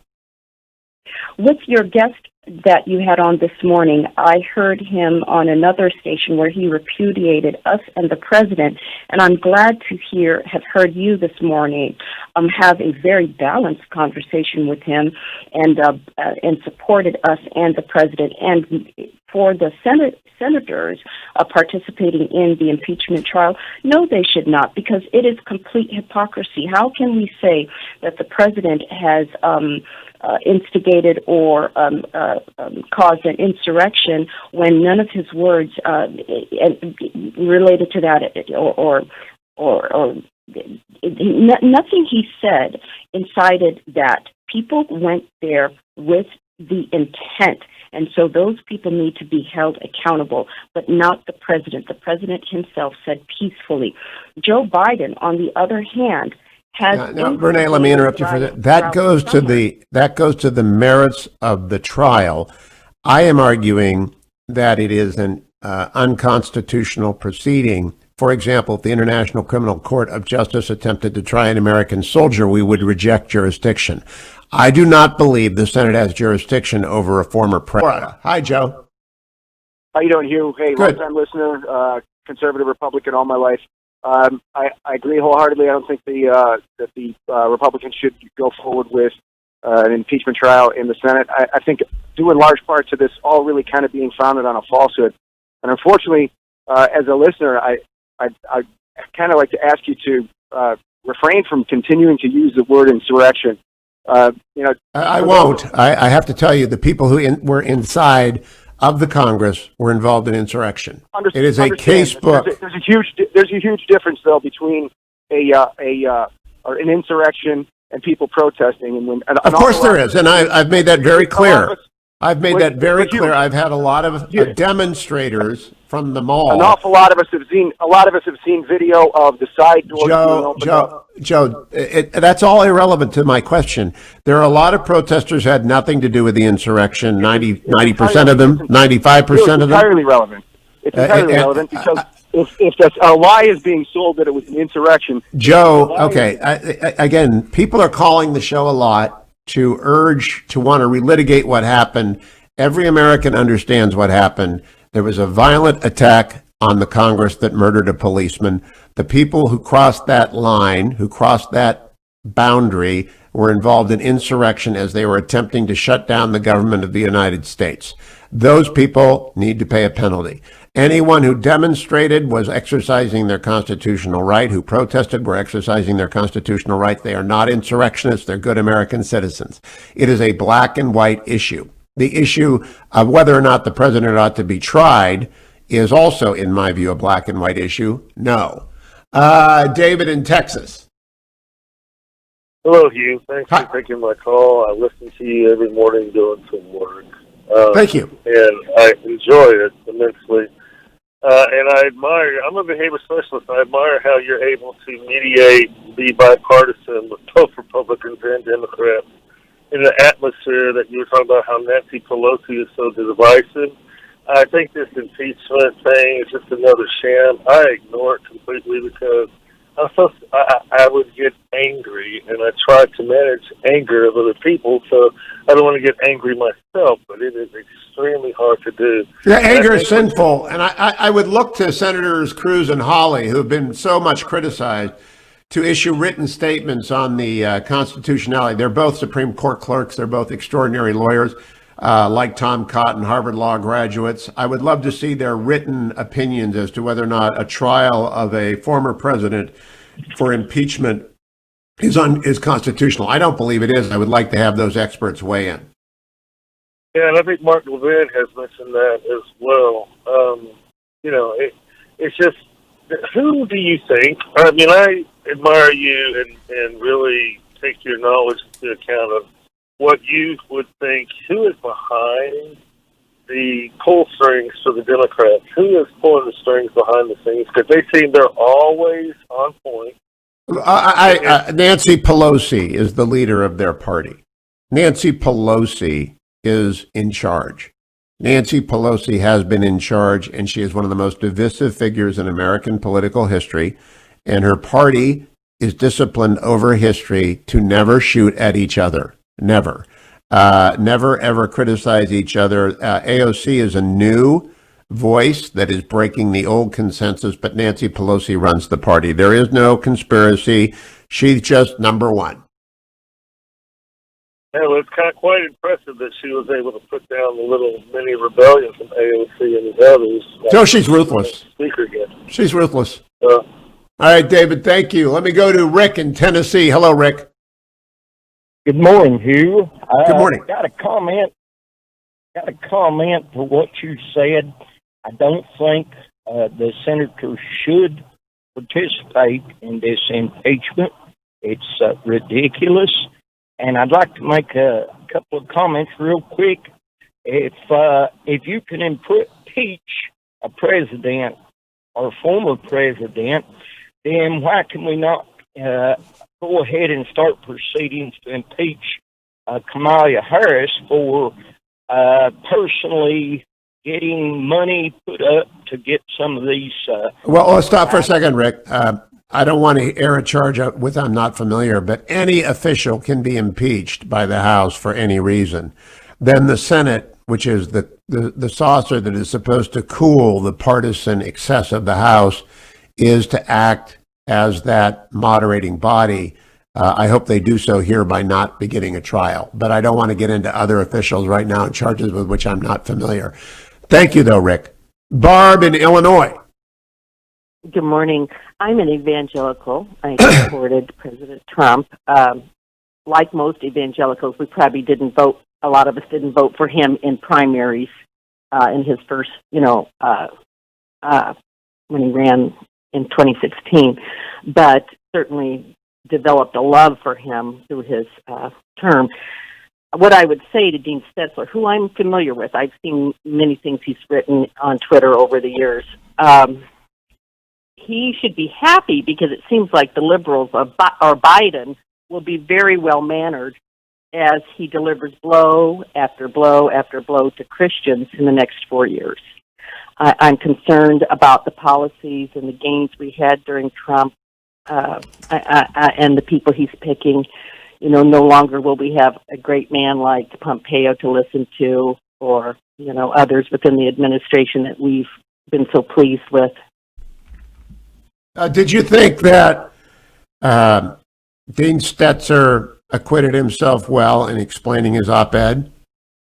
What I don't agree with him, and I was glad you pursued it, is we are called by Scripture not to cause division within the body. And I felt that I hate to, you know, I imagine him being almost gleeful as he wrote some of that.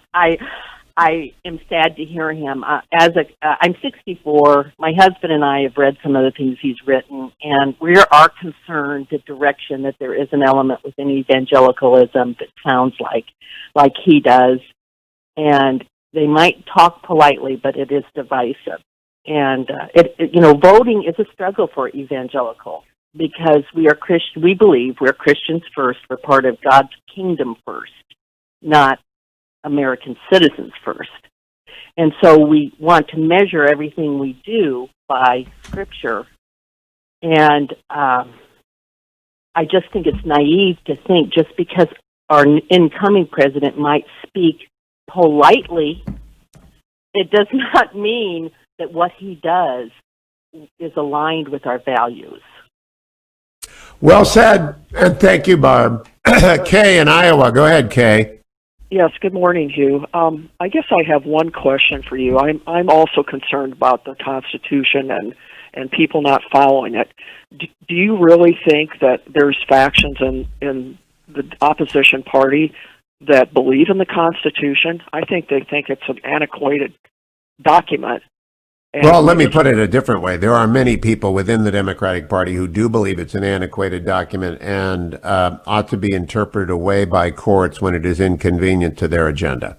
Okay, well, the whole freedom of speech thing has been pretty much illustrated with Twitter and some of the... Well, Twitter's not the government. And I want people to know government action is what's regulated by the Constitution. It has nothing to do with this radio show. It has nothing to do, although the fairness doctrine is unconstitutional in my view if they come back and try and regulate it. But it generally does not have anything to do with private conduct. Twitter's a private company. It can do whatever it wants without fear of constitutional sanction. There may be some statutory controls on it.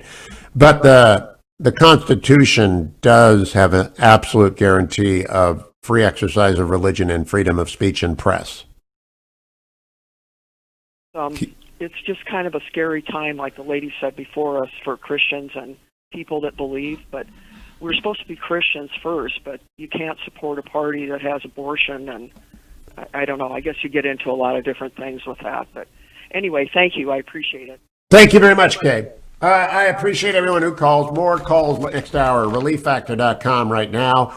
What a great sponsor of the program. If you believe in great sponsor of the program, if you like the program like Kay and Barb does, give it a try if you've got minor aches and pains because you work out or because you're getting old. If you're in your 80s, you're in your 70s, you're running the good race. You might have another 25 or 30 years before you go to meet the Lord, you know. You don't want to hurt every day.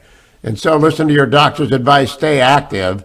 And go to ReliefFactor.com. $19.95 is a 3-week starter pack. Try it and see if it works. Senator Jim Talent, formerly the senator from Missouri, joins me next. One of the most thoughtful men, one of the most thoughtful people in D.C. Stay tuned.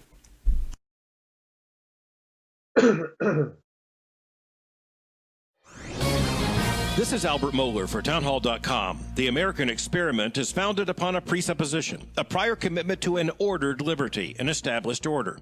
That means policies. It means a covenant. In our case, it means a constitution. As of right now, the U.S. Constitution is the longest surviving written constitution in human history. It's a remarkable document. All of that came to the fore in violent events that interrupted the joint session of Congress to count the votes of the Electoral College. At the end of the day, our constitutional order proved itself once again resilient. But that doesn't take away any of the tragedy and the horror of what took place. It was an enormous stress test on ordered liberty, a stress test brought on by the President of the United States. We will never give up. We will never concede. It doesn't happen. You don't concede when there's theft involved.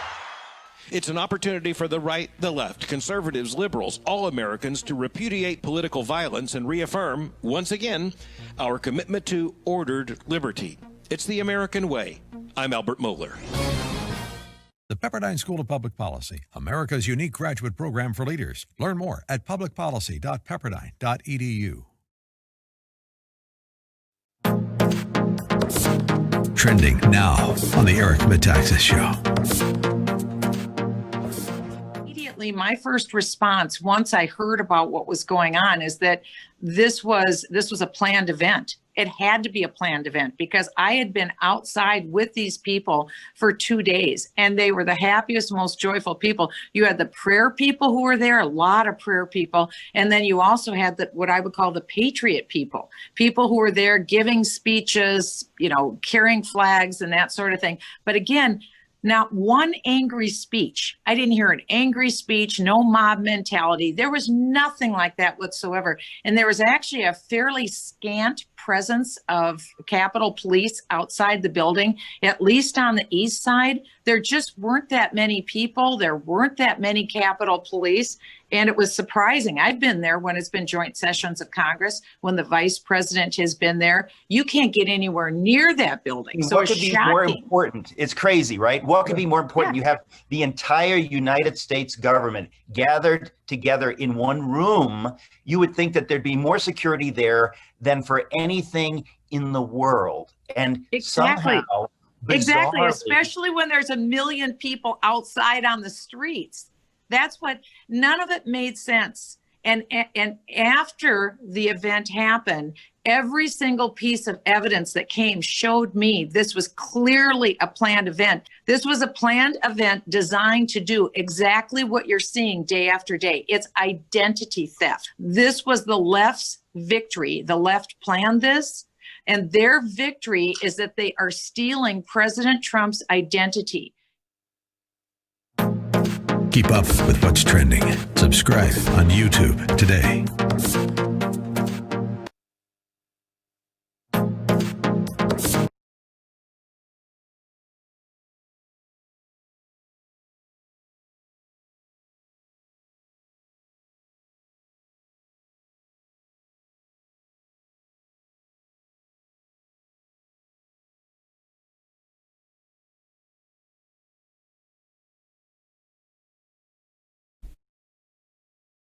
Welcome back, America. It's Hugh Hewitt, joined now by former United States Senator from the great state of Missouri, Jim Talent. Good morning, Senator Talent. How are you?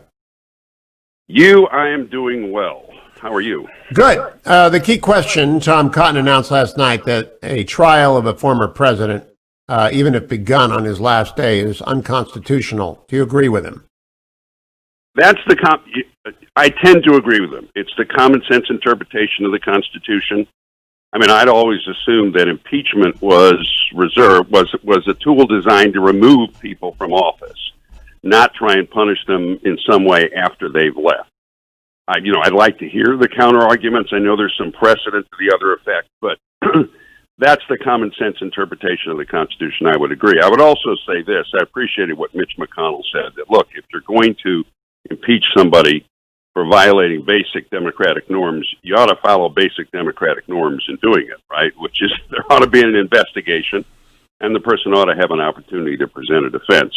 And look, there are defenses to this, when this thing is tried, and I think it's going to be tried in the Senate, the president's lawyers are going to have an opportunity to present evidence of other instances when public officials they're going to claim have done more to incite violence against other public officials and have not been expelled or removed or disciplined or punished, right? Well, the president could not be convicted under a Brandenburg v. Ohio standard of incitement. I think, though, the moment it convenes after he leaves, from Florida in that circuit in a district court, I would bring a restraining order against the Senate because he does have immediately standing to stop a due process violation as a private citizen of the trial in the Senate. If he has any lawyers who will represent him, that's what I think he should do, Jim. Well, or he might choose. Look, we just don't know. He might choose to fight it out, have a chance to have his say.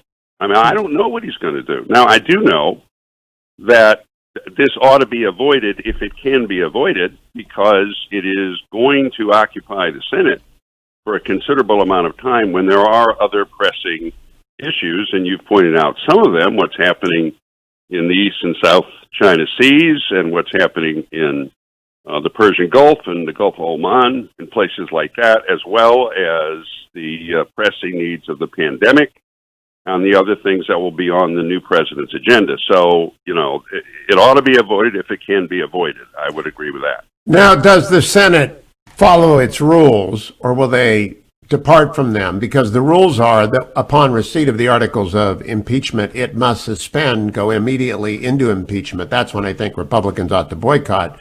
But will they attempt to add unconstitutional innovation upon unconstitutional innovation here? Well, again, I would say, you know, you're impeaching a man, and I think there are grounds for impeachment. In other words, I think it centers on the president's pressure on the vice president not to open the electoral ballots, and also potentially on that conversation with the Georgia Secretary of State. That's what I would have inquired into, okay? But if you're going to impeach somebody because you're saying that they have so deviated from democratic norms that it's a high crime and a misdemeanor, you ought to follow the norms, shouldn't you? I think they've already departed from them in such a way that it would be a mistrial in a civil court. It's a problem. I mean, you know, it's and if the argument is, well, we had to, because he's so eccentric and unreliable, we have to remove him from office. And I get that argument, given the way the president's acted. I certainly would not dismiss that out of hand. Well, they went home for the weekend, right? Then they came back, and it's almost impossible to do that. In other words, you can't. So then you're having a trial after he's left office when you no longer have that concern. So, and all this will come out. If there is a trial, remember, this is not going to be tried on Twitter. It's not going to be tried in Vox. It's going to be tried in something resembling a court proceeding where people get an opportunity to go into legal and factual defenses, assuming it is not enjoined by a court. I agree with you on that.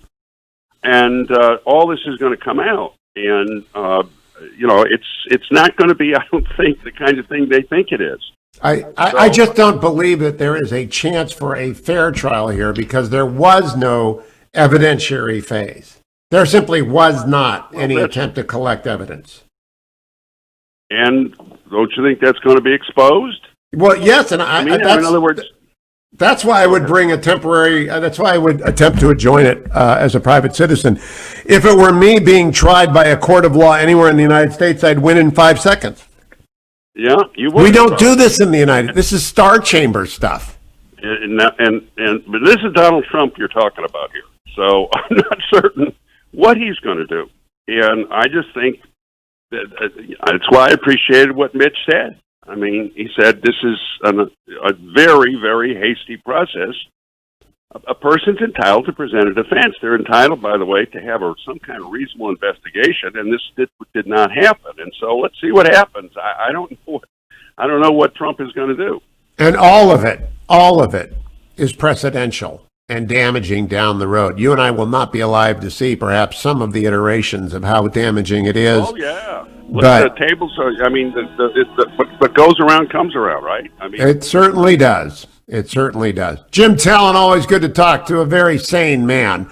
Coming up, Ambassador Richard Grenell joins me next hour. Stay tuned.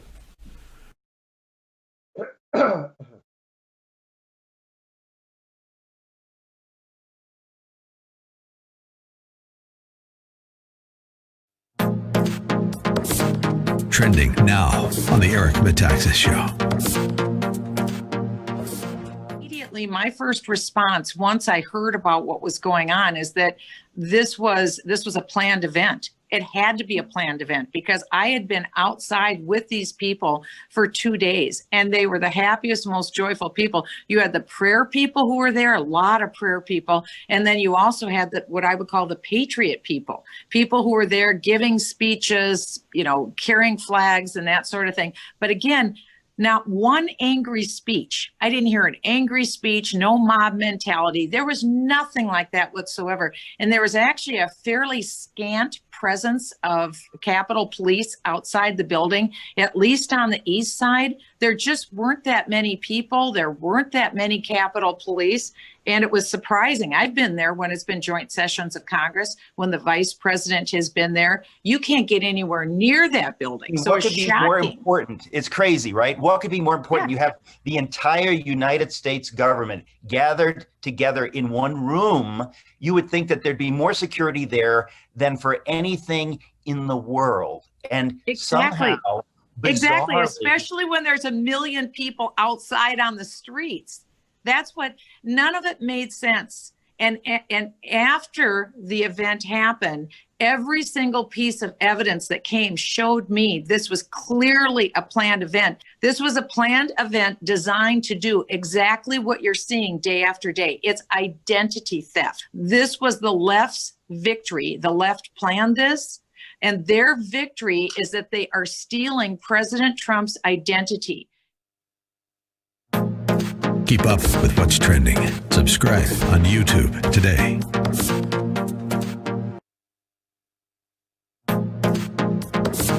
Trending now on The Larry Elder Show. But Democrats challenged the election in 2000, challenged the election in 2004, challenged the election in 2016, the first week of January, the first week of the following year. All lawfully making protests, the same as Ted Cruz and the others were about ready to do until this riot took place. Did any of you tell Hillary to stop referring to President Trump as illegitimate? Of course not. Because you benefited. 78%, according to Gallup. That's a poll you guys like. 78% of Democrats believe not just that the Russians interfere, which everybody agreed with, including Trump, but that the interference changed the outcome of the election in favor of Trump. Jay Johnson testified, no evidence whatsoever they changed vote tallies. They tried to get in the machines. They did nothing. As far as what impact they had on whether or not people thought this or that psychologically, I have no idea. But I can tell you they did not manipulate the vote tallies. Well, 78% of Democrats believe the Russian activity changed the outcome of the vote. You believe that? But you don't want Republicans to believe what they saw on the videotape, where somebody appeared to be picking up ballots underneath the desk? Now, I understand there's an explanation for that. But you believe, 78% of you believe that but for Russian interference, Donald Trump would not be president, but you want Republicans to ignore 1,000 signed affidavits? Not fair. Such hypocrisy. Keep up with what's trending. Subscribe on YouTube today.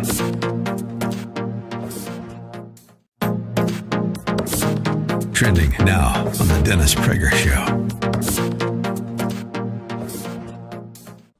Joe Biden, his first task is to try to unite Americans.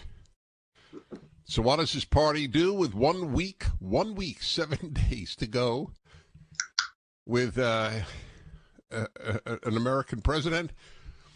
Impeach him. Oh, God. I always asked about the left. Do they believe their lies? And I think they do, which makes it hopeless. I'd like to ask Joe Biden on a lie detector. Do you think that impeaching a president who received the most votes of any incumbent president in the history of the United States, with a week to go in his term, will unite Americans? What do you think he'll answer? Kory. Now, here's the point. No one in the press will ask him that. The purpose of a press conference for the last 4 years was to somehow catch the president. The purpose of a president in the next 4 years, the purpose of a press conference for the next 4 years is how do we bolster your presidency? There is no journalism in the press any longer. It is just as the Soviet press. It is there to promote a certain party.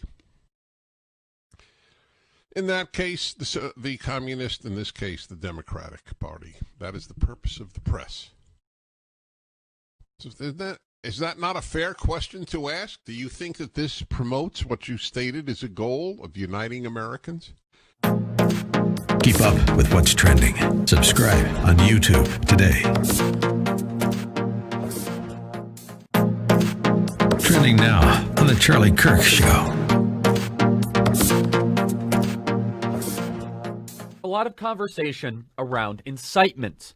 There's a lot of conversation around, did people call for specific action that resulted in the illegal acts and the criminal acts of last week? But let's take a step back and ask ourselves the question, has the media been covering for violent action in recent time? The answer is absolutely yes. From GQ magazine, why violent protests work. Now, let me be very clear. I don't share these views. We've talked about the difference between civil discord and civil disobedience. We've talked about how once you go to violence, you lose public opinion and you destroy other people's stuff and you could kill people, and that is not moral. However, this article by Laura Bassett goes through piece by piece why she believes violent protests work. And you can go back to a flashback where Chris Cuomo cut 3, where he says, please show me where it says protesters are supposed to be polite and peaceful. Let's go to cut 3. Now, too many see the protests as the problem. No, the problem is what forced your fellow citizens to take to the streets. Persistent and poisonous inequities and injustice. And please, show me where it says that protests are supposed to be polite and peaceful. So now they're going out of their way to call it an insurrection. However, back then they said, show me where you have to show polite and peaceful. Keep up with what's trending. Subscribe on YouTube today. Trending now on America First with Sebastian Gorka. The most troubling kind of issue out of everything that we've seen in the last couple of days with big tech in particular is how Parler was targeted by 3 $1 trillion companies. Not only were these companies acted in a cartel manner, going after not just the distribution, but the hosting, Dr. Gorka, on the server space of Parler. Because we were always told, create a competitor, engage in the free market, and now we realize that you can't.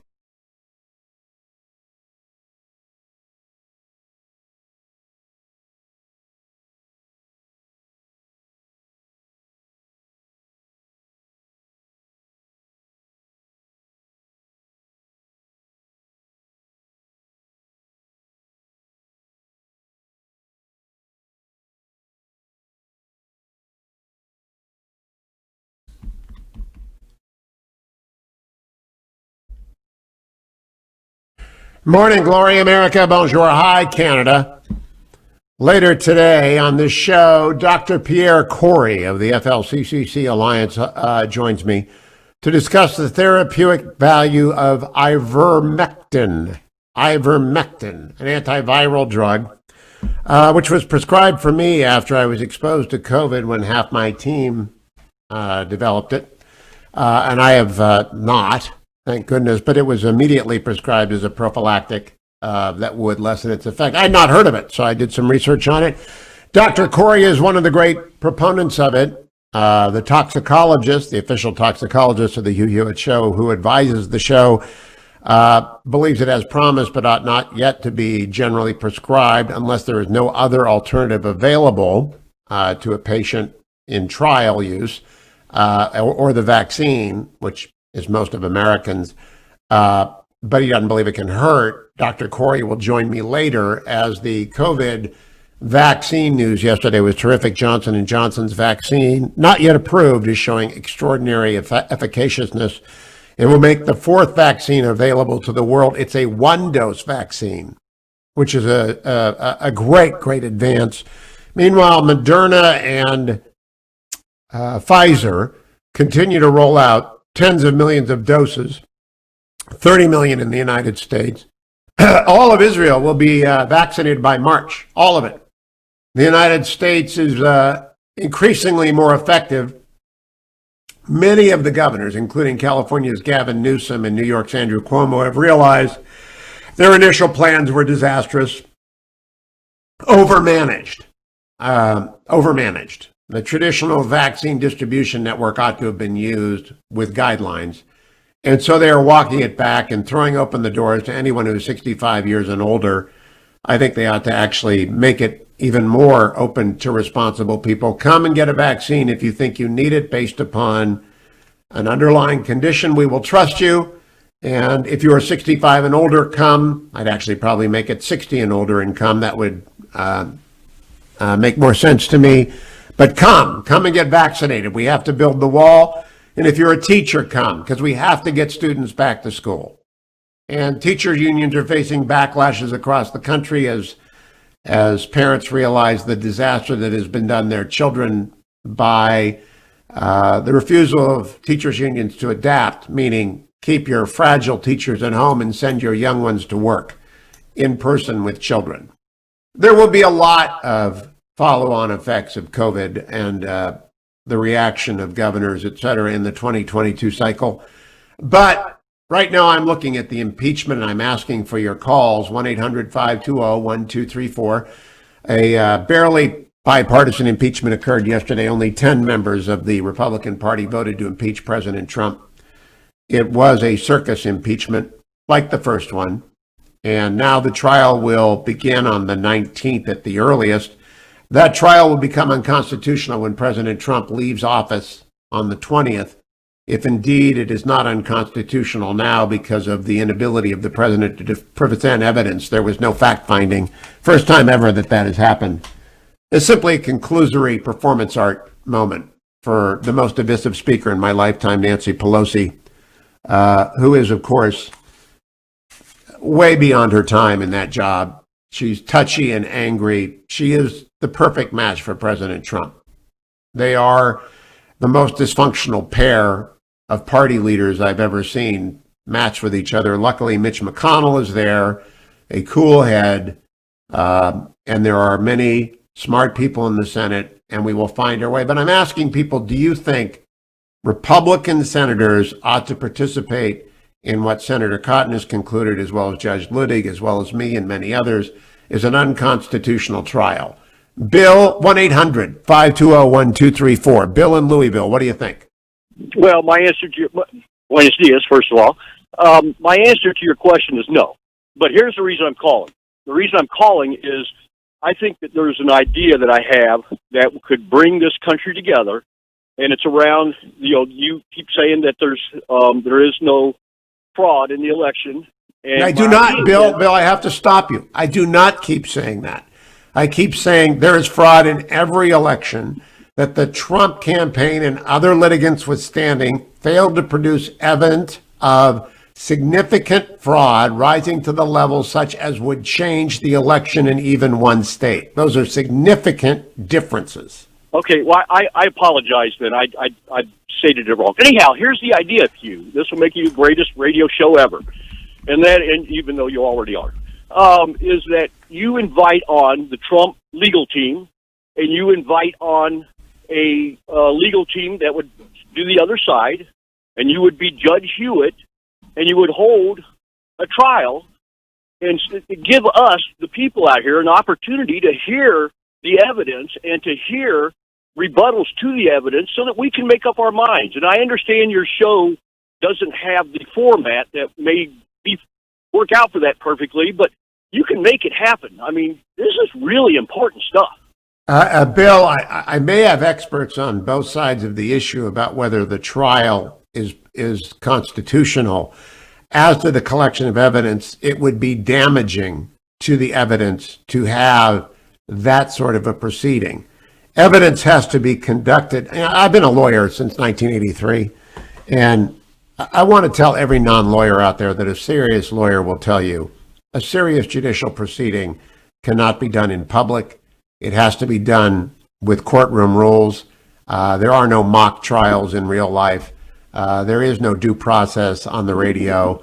There is conversation. Now, I can have experts about whether or not the trial is constitutional and let them speak at length and ask them smart questions. But while I recognize the good faith of your suggestion, Bill, do you understand my objection? Because it would be, I think, almost a violation of the model code of ethics for me to pretend that such a thing could be conducted. Well, I'm not a lawyer, so I don't know what you're saying is whatever. But I still think that, the people out there, until somebody gets the word out that, here's both sides, and so everybody can make a judgment, until that happens, there's going to be a lot of people who are really pissed in this country. Oh, that's not going to change anytime soon. The only thing that would bring and I believe it would come together quickly, were we the subject of a foreign attack. And by the way, China is threatening that, and Iran is beginning to position itself to do so. I think that would immediately result in the members of Congress, Democrats and Republicans, standing on the steps of the Capitol singing "God Bless America," which is the finest moment of the Congress in the 30 years I've been in broadcast after 9/11. But not right now. It's not going to happen. Bill, thank you. Let me go to Tara in Lakewood, Ohio. Go Browns. Go Browns, yes. I just wanted to point out that, it's one thing to state Nancy Pelosi is dysfunctional, that based on her behavior and her choices. But I really feel that this president, is not, it doesn't warrant describing him in that same way. His behavior is America first, bringing jobs back to America. And I'm coming from a standpoint of a lifetime, registered Democratic background. My grandfather was a union man, immigrated from Ireland, and this president is finally saying, let's bring jobs back to America. Sarah, can I interrupt you? I recommended to the president in December that he open his 2024 campaign and begin it immediately. And I believed he might have been the nominee because of his performance. It is unfortunate that the month that followed was marked by erratic and increasingly reckless behavior, culminating in his remarks on Wednesday, the foreseeable consequences of which may not have been a large chance of insurrection that occurred, but ought to have crossed his mind, and he ought to have moved much more quickly to suppress it and to demand it stop. Yeah, I mean, it's unfortunate. It's absolutely tragic. Yeah, I would never compare him. He is mounds above Nancy Pelosi. His achievements are significant. Nancy Pelosi has none. Yes, yeah. Thank you, Tara. Jane in Cleveland, go Browns. I love my 1420 audience. It's hometown for me. I am basically a Cleveland host who lives in Virginia. Hello, Jane, go Browns.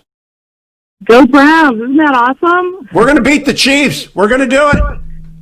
Yeah, I think it can happen. I'm very excited. We were cheering on Sunday. We were really into it. But weren't you worried they were going to lose in the third quarter when it got down to 12 points? There wasn't a Browns fan I know who's a serious Brown fan. Yeah. My son called from the Middle East. Hang on through the break. My son called from the Middle East at halftime, and he said, Dad, is this going to be the lead that's going to go with the drive and the fumble? I said, don't even speak it. And it didn't happen, thank God. Jane, hold on. I'll bring you right back after the break. It's the Hugh Hewitt Show. Portions of the Hugh Hewitt Show brought to you by Sierra Pacific Mortgage. For more info, call 888-888-1172.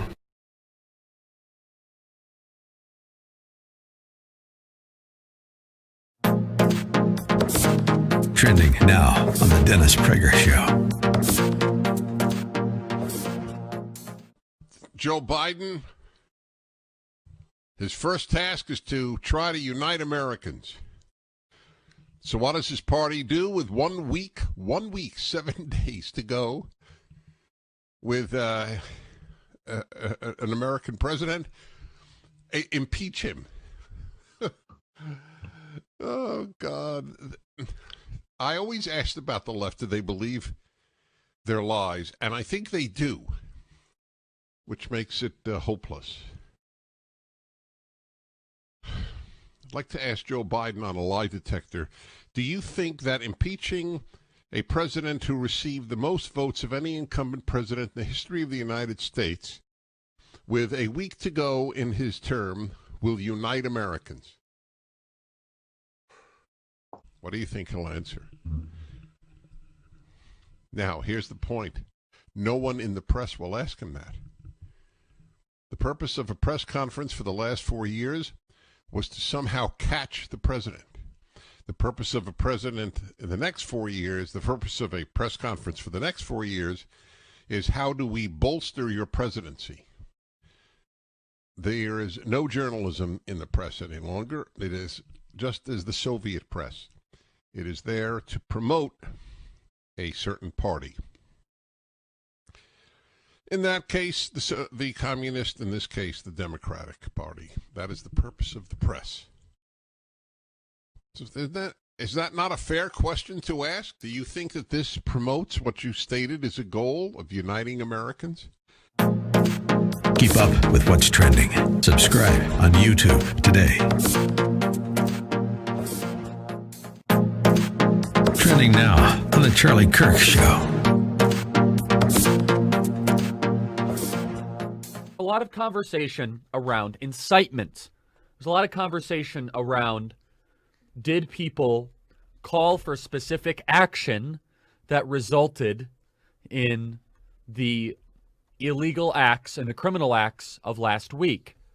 But let's take a step back and ask ourselves the question, has the media been covering for violent action in recent time? The answer is absolutely yes. From GQ magazine, why violent protests work. Now, let me be very clear. I don't share these views. We've talked about the difference between civil discord and civil disobedience. We've talked about how once you go to violence, you lose public opinion and you destroy other people's stuff and you could kill people. Trending now on the Eric Metaxas Show. And so I left the prayer chapel right off the rotunda. And actually, it's a good thing that I left when I did, because it was literally just minutes later that the agitators broke into the building and came in. And I'm glad that I wasn't confused with them, because I was wearing normal clothes, just normal mom clothes. But of course, we're being confused with them now, because everyone who's by design, Eric, who's pro-Trump is being accused of being a violent agitator. And I just want to be on the record as saying that is nonsense. It's worse than nonsense. It's an evil lie. And we need to keep saying that over and over, because this is a truly despicable lie. And we have to say it over and over and remind ourselves and everyone who's listening what nonsense this is, that a few hundred people, we don't know who they are. Obviously, some of them were pro-Trump. Some of them now we know were not pro-Trump. They had infiltrated, but it's a whole madness. But it was a few hundred people and literally 1 million plus people outside there for this joyous thing. And they are being lumped in with the agitators, and then everyone in America, about 80 million people, or much more than that if you consider the people, the kids and stuff who would be pro-Trump, who didn't get to vote. All those people are being demonized as pro-violence. So I'm going to have to say that every 12 minutes for the next.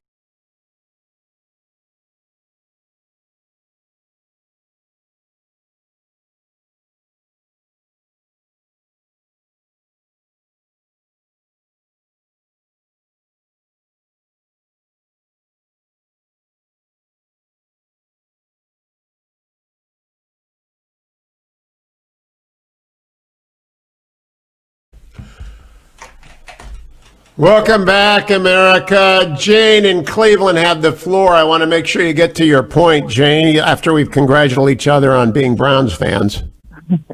Thanks for holding me over, Hugh. Regarding if the Senate should participate in the trial. My feeling is if they're allowed to present evidence, I think that's a good thing, get the evidence out there. If there's not going to be an evidence, I don't think they should participate.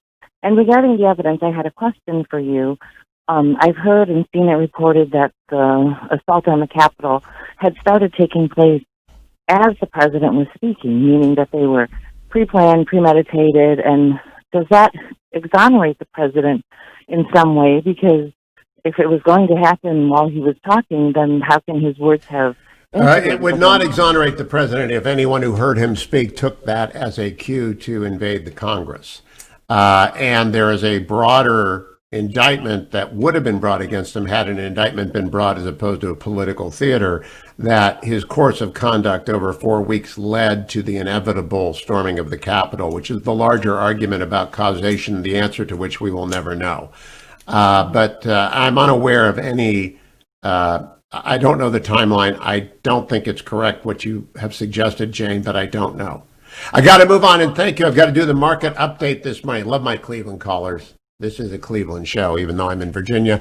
The market yesterday, this was brought to you by andrewandtodd.com.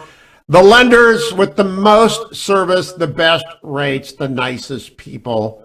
If you're a senior citizen and you just think I've got to do a reverse mortgage, but it's so complicated, it's not that complicated. It can be explained to you patiently without pressure if you just want the information. Call andrewandtodd.com at 888-888-1172. They are with Sierra Pacific Mortgage. They love talking to seniors.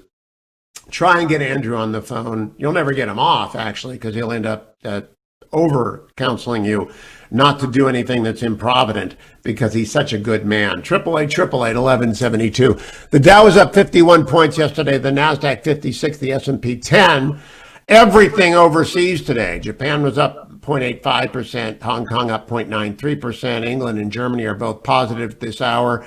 Gold is down a little bit. The 10-year Treasury has dropped a little bit. I expect things are returning to normal. The drama of yesterday understood to be theater. That's very good, but interest rates are still low. Take advantage of them. 1-800-520-1234. David in North Carolina. Got to be quick, David. Yeah, hi, Hugh. It's an illegitimate process, and I wouldn't participate in it if I were in the Senate. And also, I would follow the Hugh Hewitt rule of campaign contributing. In my bucket of money, anybody that primaries one of the 10 that voted for impeachment would get my cash. What do you mean, the most conservative who can win? Yes. Okay. And I would not. I think the most conservative that can win will run against them. I think it'll bring them out. We'll see when that happens. I would support Liz Cheney down the road. That Liz Cheney is the future of the party, and I understand she's undergoing a lot of major criticism, but I love Liz Cheney. I think she is a terrific representative, though I would not agree with her vote yesterday. We have to take the whole person. Tom in New Mexico. Hey, you. Hey. Just a quick one here. As a taxpayer, I'm just concerned that every time they go to do impeachments, for 4 years, they tried to impeach a president, and there was no discipline, and we lost a lot of taxpayers' money, and I'd like to see some discipline where we can get our taxpayer dollars back. And this would help to stop them from doing this kind of stuff every time they turn around. Oh, it's going to be the predicate of these 4 years is that partisans like Nancy Pelosi will lead partisans like Adam Schiff and Jerry Nadler to do partisan things at any turn without deliberation, without evidence, without any calm discussion or debate. It was a charade and a circus and a scar on the Congress. That's what it was, just like the scar of insurrection was on the American history. A terrible deed followed by a completely improvident process makes it worse, not better. I'm coming up with news on COVID. Dr. Pierre, Kory, next on The Hugh Hewitt Show. Don't forget to sign up for the Hughiverse. All of Hugh's broadcasts on demand, the after show, which in my opinion is worth the price all by itself, Dwayne FM, and all sorts of bonus content. www.hughiverse.com.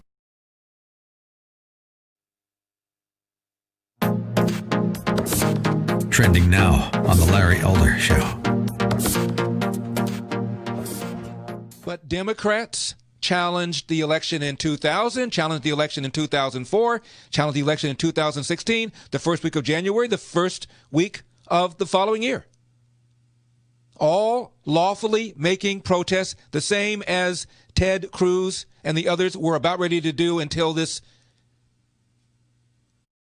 riot took place. Did any of you tell Hillary to stop referring to President Trump as illegitimate? Of course not. Because you benefited. 78%, according to Gallup. That's a poll you guys like. 78% of Democrats believe not just that the Russians interfered, which everybody agreed with, including Trump, but that the interference changed the outcome of the election in favor of Trump. Jay Johnson testified, yeah, no evidence whatsoever they changed vote tallies. They tried to get in the machines. They did nothing. As far as what impact they had on whether or not people thought this or that psychologically, I have no idea. But I can tell you they did not manipulate the vote tallies. Well, 78% of Democrats believe the Russian activity changed the outcome of the vote. You believe that? But you don't want Republicans to believe what they saw on the videotape, where somebody appeared to be picking up ballots underneath the desk? Now, I understand there's an explanation for that. But you believe, 78% of you believe that but for Russian interference, Donald Trump would not be president, but you want Republicans to ignore 1,000 signed affidavits? Not fair. Such hypocrisy.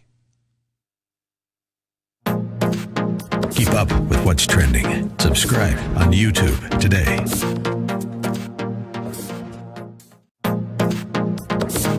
Trending now on the Dennis Prager Show. Joe Biden, his first task is to try to unite Americans. So what does his party do with 1 week, 7 days to go with an American president? Impeach him. Oh, God. I always asked about the left, do they believe their lies? And I think they do, which makes it hopeless. I'd like to ask Joe Biden on a lie detector, do you think that impeaching a president who received the most votes of any incumbent president in the history of the United States, with a week to go in his term, will unite Americans? What do you think he'll answer? Now, here's the point. No one in the press will ask him that. The purpose of a press conference for the last 4 years was to somehow catch the president. The purpose of a president in the next 4 years, the purpose of a press conference for the next 4 years, is how do we bolster your presidency? There is no journalism in the press any longer. It is just as the Soviet press. It is there to promote a certain party. In that case, the communist, in this case, the Democratic Party. That is the purpose of the press. So is that not a fair question to ask? Do you think that this promotes what you stated is a goal of uniting Americans? Keep up with what's trending. Subscribe on YouTube today. Trending now on the Charlie Kirk Show. A lot of conversation around incitement. There's a lot of conversation around, did people call for specific action that resulted in the illegal acts and the criminal acts of last week? But let's take a step back and ask ourselves the question, has the media been covering for violent action in recent time? The answer is absolutely yes.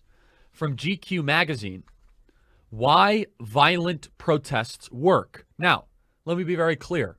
I don't share these views. We've talked about the difference between civil discord and civil disobedience. We've talked about how once you go to violence, you lose public opinion and you destroy other people's stuff and you could kill people, and that is not moral. However, this article by Laura Bassett goes through piece by piece why she believes violent protests work. And you can go back to a flashback where Chris Cuomo cut 3, where he says, please show me where it says protesters are supposed to be polite and peaceful. Let's go to cut 3. Now, too many see the protests as the problem. No, the problem is what forced your fellow citizens to take to the streets: persistent and poisonous inequities and injustice. And please, show me where it says that protests are supposed to be polite and peaceful. So now they're going out of their way to call.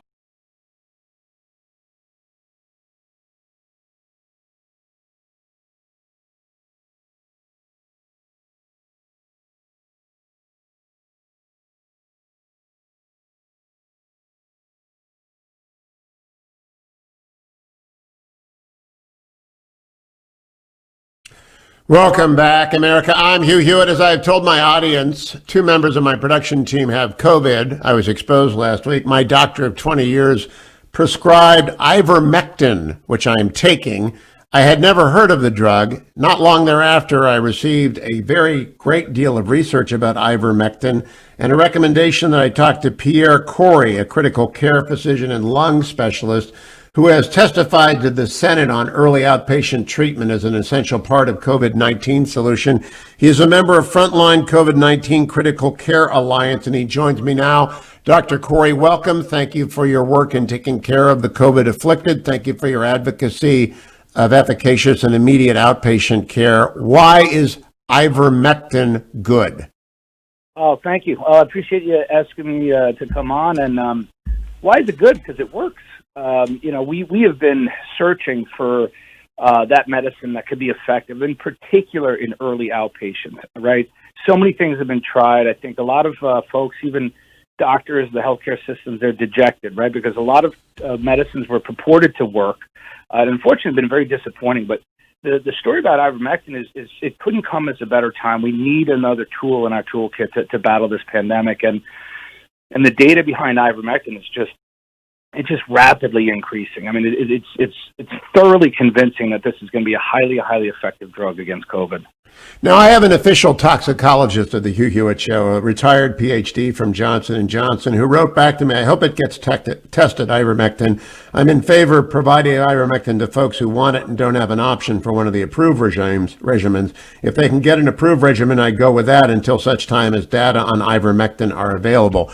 How confident are you without double-blind trials of ivermectin's efficacy? So we have to correct that misimpression. There are numerous trials. So my manuscript, which just passed through peer review, is going to be published in a pretty prominent medical journal in the next coming weeks. I reviewed 27 controlled trials. 16 of them are randomized controlled trials. 5 of them are double-blind, and 1 is single-blind. So we have numerous trials from centers and countries around the world. In the 27 trials, they include over 6,500 patients. In the randomized controlled trials alone, over 2,500 patients. And so what I think people are misinterpreting is that the healthcare system is built around this idea that you need a single large, what's called multi-center, double-blind, randomized controlled trial, typically run by a pharmaceutical company or an academic medical center. And that is what ivermectin does not have behind it.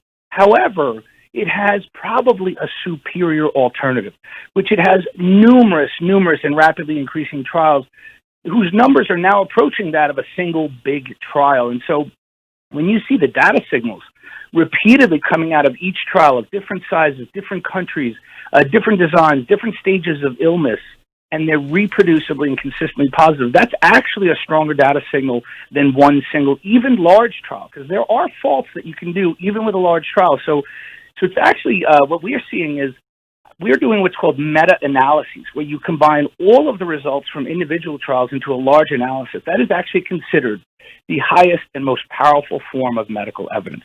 And our meta-analyses, and we're not the only one, there's at least 3 or 4 groups who've done meta-analyses around the world, showing just really massive, potent effects of benefit. Now, Dr. Kory, speak to the doctors who are listening, and there are many. We have 6 million people in the audience and more listen online. Why should they prescribe ivermectin to their patients who have been exposed but not yet demonstrating symptoms. I've subsequently been tested and proved negative with 2 tests, but my doctor urged me to continue my ivermectin regime. What is your advice to these doctors? What ought they to do? So, number one, read our manuscript. So it's on our website, which is www.flccc.net. The answer to that question is if you look at the categories of trials, there's a whole bunch of them. We have actually 8 controlled trials on prophylaxis. So when you give ivermectin to people who've been exposed or even before exposure, we're finding almost none get sick. The numbers who actually contract COVID-19 are minimal. In fact, there's some studies where nobody got sick, even in large studies if you're on ivermectin. So it's showing this profound preventative ability. And that's largely due to the fact that it has this really powerful antiviral property where it binds to the spike protein, and we think it blocks entry into the cell, and that's why people aren't getting sick. So one is the prevention data is probably the strongest. Then you have early outpatient treatment. It's preventing people from getting worse and going to the hospital. Mr. Hewitt, our hospitals are filling. You know that. Last week we had 130,000 patients in the hospital. We need to offload the healthcare system. We need to prevent deaths and this massive consumption of resources, as well as the burnout amongst my colleagues in medicine. And so we now have a drug that can do that. And then even in the hospital, we're seeing dramatic reductions in mortality rates. And the thing that I want to tell the doctors that are listening is, I know you guys have heard this before. I know you've heard that the latest drug is going to, cure COVID, and you know what? It has not been true. And I admit skepticism is due here. Be skeptical, but look at the data. You will be surprised. This data is completely different than the data for any other therapeutic. Hydroxychloroquine doesn't even come close. And let's remind ourselves, hydroxychloroquine is adopted without data. It was only after the trials come out that we ended up abandoning it, but it was adopted widely. Ivermectin is the opposite. We're not adopting it, and the mountains of data are accumulating for it is really now insurmountable. I mean, you have to look at the data. Doctor, what is the recommended dose of ivermectin? And a second part, are there side effects of which people should be aware that would disqualify them as a candidate for even a useful prophylactic drug as you consider it to be? Yeah, so first I want to say that, it's not just me, right? So I'm part of a group that's called the Frontline COVID-19 Critical Care Alliance. We were brought together by Dr. Paul Marek, who's he's our leader. We're all friends with Paul and colleagues. And when he brought us together, we've been working hard at reviewing just tons of data on every aspect of COVID. And we've come up with treatment protocols. I will say, to answer your question, we have spent a lot of time thinking about dosing and dosing strategies. And our strategies have evolved with the data because it's all relatively new. In the last couple of months is when all the trials kind of hit a critical mass. And our most recent protocol is on our website. And we always ask people to please look at our website for the most updated protocol because we evolve as the data evolves. But right now, for, let's say, post-exposure prophylaxis, like I think you just experienced, we are recommending 2 doses. So the dose on the first day that you recognize you've been exposed, and then you repeat it 2 days later, 40 hours. How much of a dose? Oh, so the dose is what's called 0.2 milligrams per kilogram, and we have all those doses on our website. So that's one dose. It's 0.2 milligrams per kilogram. So for an average male, it's like 12 milligrams of ivermectin. All right. And so you take 2 doses there. If you want to chronically prophylax, if you're a high-risk patient and or you get a lot of exposures like some of us healthcare workers, we take 2 loading doses and then we take it every 2 weeks. And then treatment, we've just changed our treatment protocol. So if you're sick with COVID, we now have a daily dosing strategy. We didn't always, but based on the data that's emerged, especially the data that's coming out of the World Health Organization, because they have an expert consultant who's doing very similar work to us. In fact, we're collaborating with that consultant. We're sharing a lot of our insights and data. And he has much more granular and sophisticated data on dosing strategies. And so we just evolved our dosing strategy to daily. So we say take it daily for up to 5 days, a minimum of 2, up to 5, or until recovered, because we're finding many patients are getting better within 24 to 48 hours. And so if you feel well within 48 hours of taking the medicine, you don't have to take any more. So, Doctor, I want people to understand your credibility. The reason I brought you on is that you are an advocate for masking, you're an advocate for social distancing, you're an advocate for the vaccine, you're a highly credentialed critical care pulmonary specialist. You are not fringe, you are mainstream. Are those fair statements? So can I say how we're the opposite? So if you look at Paul Marik and the group he put together, and I am so honored to be part of this group. I didn't know my colleagues before we formed this group, and the group that I'm a part of. So Paul Marik, he's the second most published intensivist in the world. His contributions to the care of the septic shock patient and insight into fluid management sepsis is unparalleled in history. One of my other colleagues, Dr. Umberto Meduri, he's one of like the pioneers and fathers in non-invasive ventilation in critical illness, as well as the study of corticosteroids and lung injury and other critical illness states. I mean, he is a huge, one of the fathers of critical care medicine. And Dr. Joseph Verone as well, his impact on a number of different therapies. And, I'm probably the youngest in the group. I'm 12 years out of training, but I'm actually pretty well known around the world for an expert in what's called critical care ultrasonography. I have a book that I put out, which has been published into 7 languages. And so we're really well known in our specialty. So it's true. We're not fringe doctors. We have almost 2,000 publications between us. And you do support masking and social distancing. Oh, yeah. I mean, I wrote about masking in an editorial over the summer. And so if you look at our protocol is iMask Plus. So let me ask the key thing that I want doctors to hear. Are there some people who should not take it because of their health profile and underlying conditions? No, there are no absolute contraindications to this medicine. There's a couple of drug interactions. So, for instance, patients on immunosuppressants or transplant patients, they should consult with their doctor about dose adjustments. And there are some drug interactions where you might need to modify the dose, but there's no absolute contraindications. It's safe. Even everyone thinks it's bad on the liver. It's metabolized by the liver, but it does not injure the liver. It's totally safe. No dose adjustment is required in liver disease. It's never caused liver failure. There's 1 case or 2 cases of hepatitis in its 40-year history. And is there enough? We're running low on time. So is there enough of it in the world? It is easily compoundable, and it could be ramped up. I mean, it's widely used. It's widely used, and it could be produced more. Last question: are people listening, Dr. Kory, about your advice on ivermectin and the website again, please? So it's www.flccc.net. So it's Frontline COVID Critical Care. So ccc.net, and our recommendation, and we believe that the health authorities will follow. We know that the WHO and the NIH are looking at the data. We believe the WHO is likely to be first. They're amassing tons of data from randomized controlled trials, and it's all showing consistent, positive, statistically significant benefits in almost every outcome you want. Prevention, early deterioration, it reduces, and survival, it increases. And so it is a profoundly effective medicine for this disease.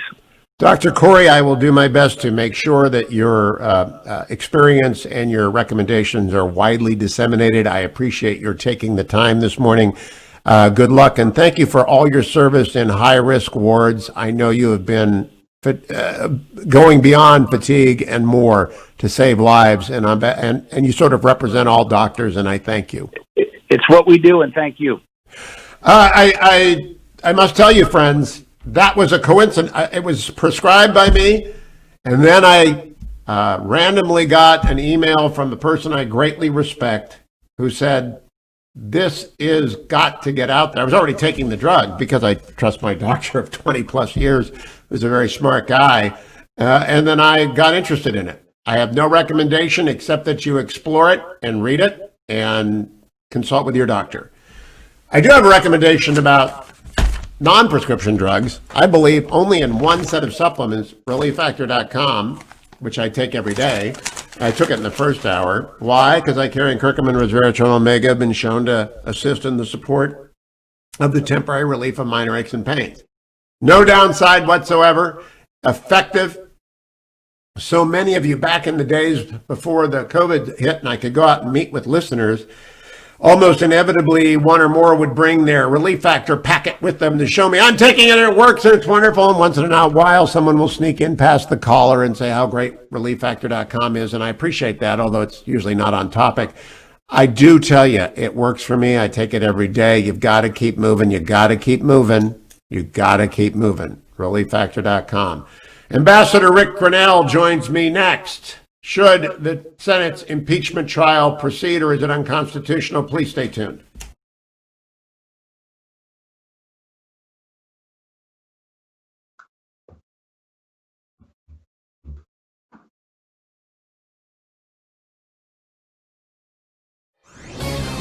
This is Albert Mohler for townhall.com. The American experiment is founded upon a presupposition, a prior commitment to an ordered liberty, an established order. That means policies. It means a covenant. In our case, it means a constitution. As of right now, the U.S. Constitution is the longest surviving written constitution in human history. It's a remarkable document. All of that came to the fore in violent events that interrupted the joint session of Congress to count the votes of the Electoral College.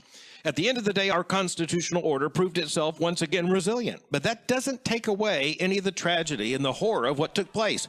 It was an enormous stress test on ordered liberty, a stress test brought on by the President of the United States. We will never give up. We will never concede. It doesn't happen. You don't concede when there's theft involved. It's an opportunity for the right, the left, conservatives, liberals, all Americans to repudiate political violence and reaffirm, once again, our commitment to ordered liberty. It's the American way. I'm Albert Mohler. The Pepperdine School of Public Policy, America's unique graduate program.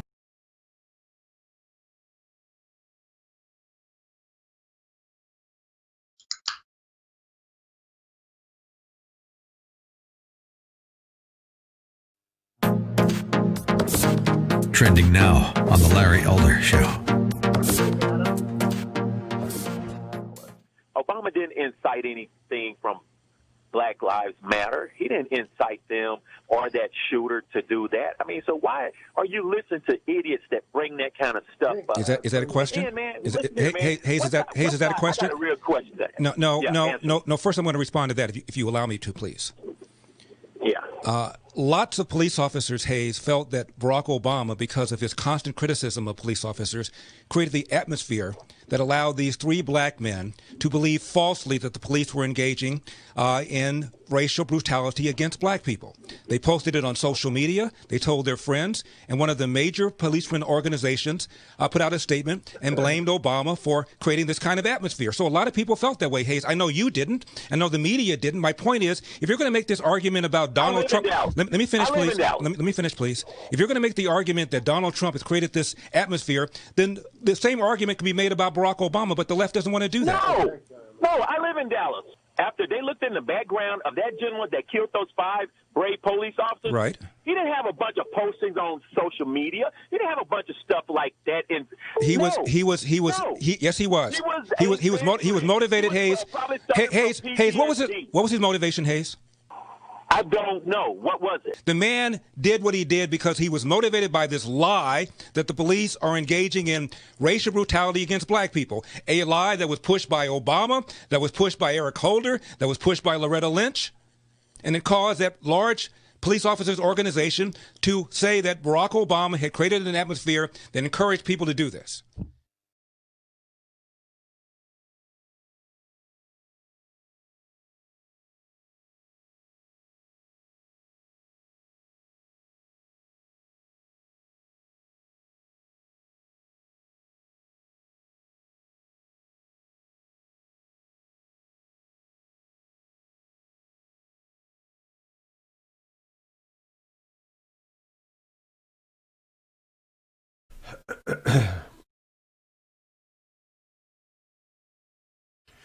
Welcome back, America. I'm Hugh Hewitt, joined by my friend, former ambassador to Germany, former acting director of national intelligence, Richard Grenell. Good morning, Mr. Ambassador. Great to have you. Thanks for having me, Hugh. Good morning from California. Yesterday, I had a caller ask that I ask you first, how much fraud did you discover in Nevada in the 2016 election? And I will add to that, did you think you had an appropriate opportunity to present it to a court? Yeah, I think we did have an appropriate opportunity, and that's the whole, system, right? We have a system where we get to petition courts and governments when we feel that we've been wronged, and we were able to do that. Obviously, we did not get the outcome that we desired. There was limited, I would say, research opportunity that we were given. Obviously, we don't have the ballots or the envelopes with the signatures on them, and our whole case was that the signature verification problem wasn't what it should have been. And that's an incredibly difficult process to go down the road and prove without having the access to the ballots and the envelopes, and we were never allowed access to that. So I think the little evidence that we found was not able to be investigated further to see if it would be larger evidence, to see if there was more of it. And that's, I think, the challenge going forward, is we're going to have to fix voter rolls. Certainly we have to concentrate on having an ID to vote. And I believe, because we have a huge problem with this in California, is that you shouldn't send ballots to people that do not know those ballots are coming. We should have a system where individuals can vote by mail, but they tell the Register of Voters, the officials in the county, where they live, so that the address is correct. I got kicked off Twitter for 2 days because I shared 2 ballots in California from a friend of mine whose parents had received ballots, but they had been dead for more than 10 years, both of them. Oh, we received 2 ballots in California, the fetching Mrs. Hewitt and I, and we left California 4 years ago. So, Ambassador Grenell, I just want to ask you now about the impeachment. It's a fact now. What you thought about it yesterday doesn't matter. It's a fact now. But I believe Tom Cotton is right. The proceeding in the Senate is unconstitutional and that Republican senators ought not to participate. What do you think? Well, certainly I think that we need time to be able to present evidence and to talk about exactly what the accusations are. And I just think that having a rushed system creates a political wedge, and that's not what we need right now in this country. We need to be able to come together, and I think this is a terrible start for the Biden administration to all of a sudden go after the president for a second time without some sort of a process to say, well, what did he say, and what is the evidence? We're finding new evidence as we speak about the Capitol attacks. And of course, we should start and finish every conversation that we have about the Capitol attacks to say this is outrageous. Every single person that committed violence should be found and prosecuted to the fullest extent of the law. Now, Ambassador, I believe the president, once he retires and removes to Florida, ought to sue in Florida to enjoin the proceeding because it is unconstitutional. Do you believe he will do that, or do you believe he will let it run its course?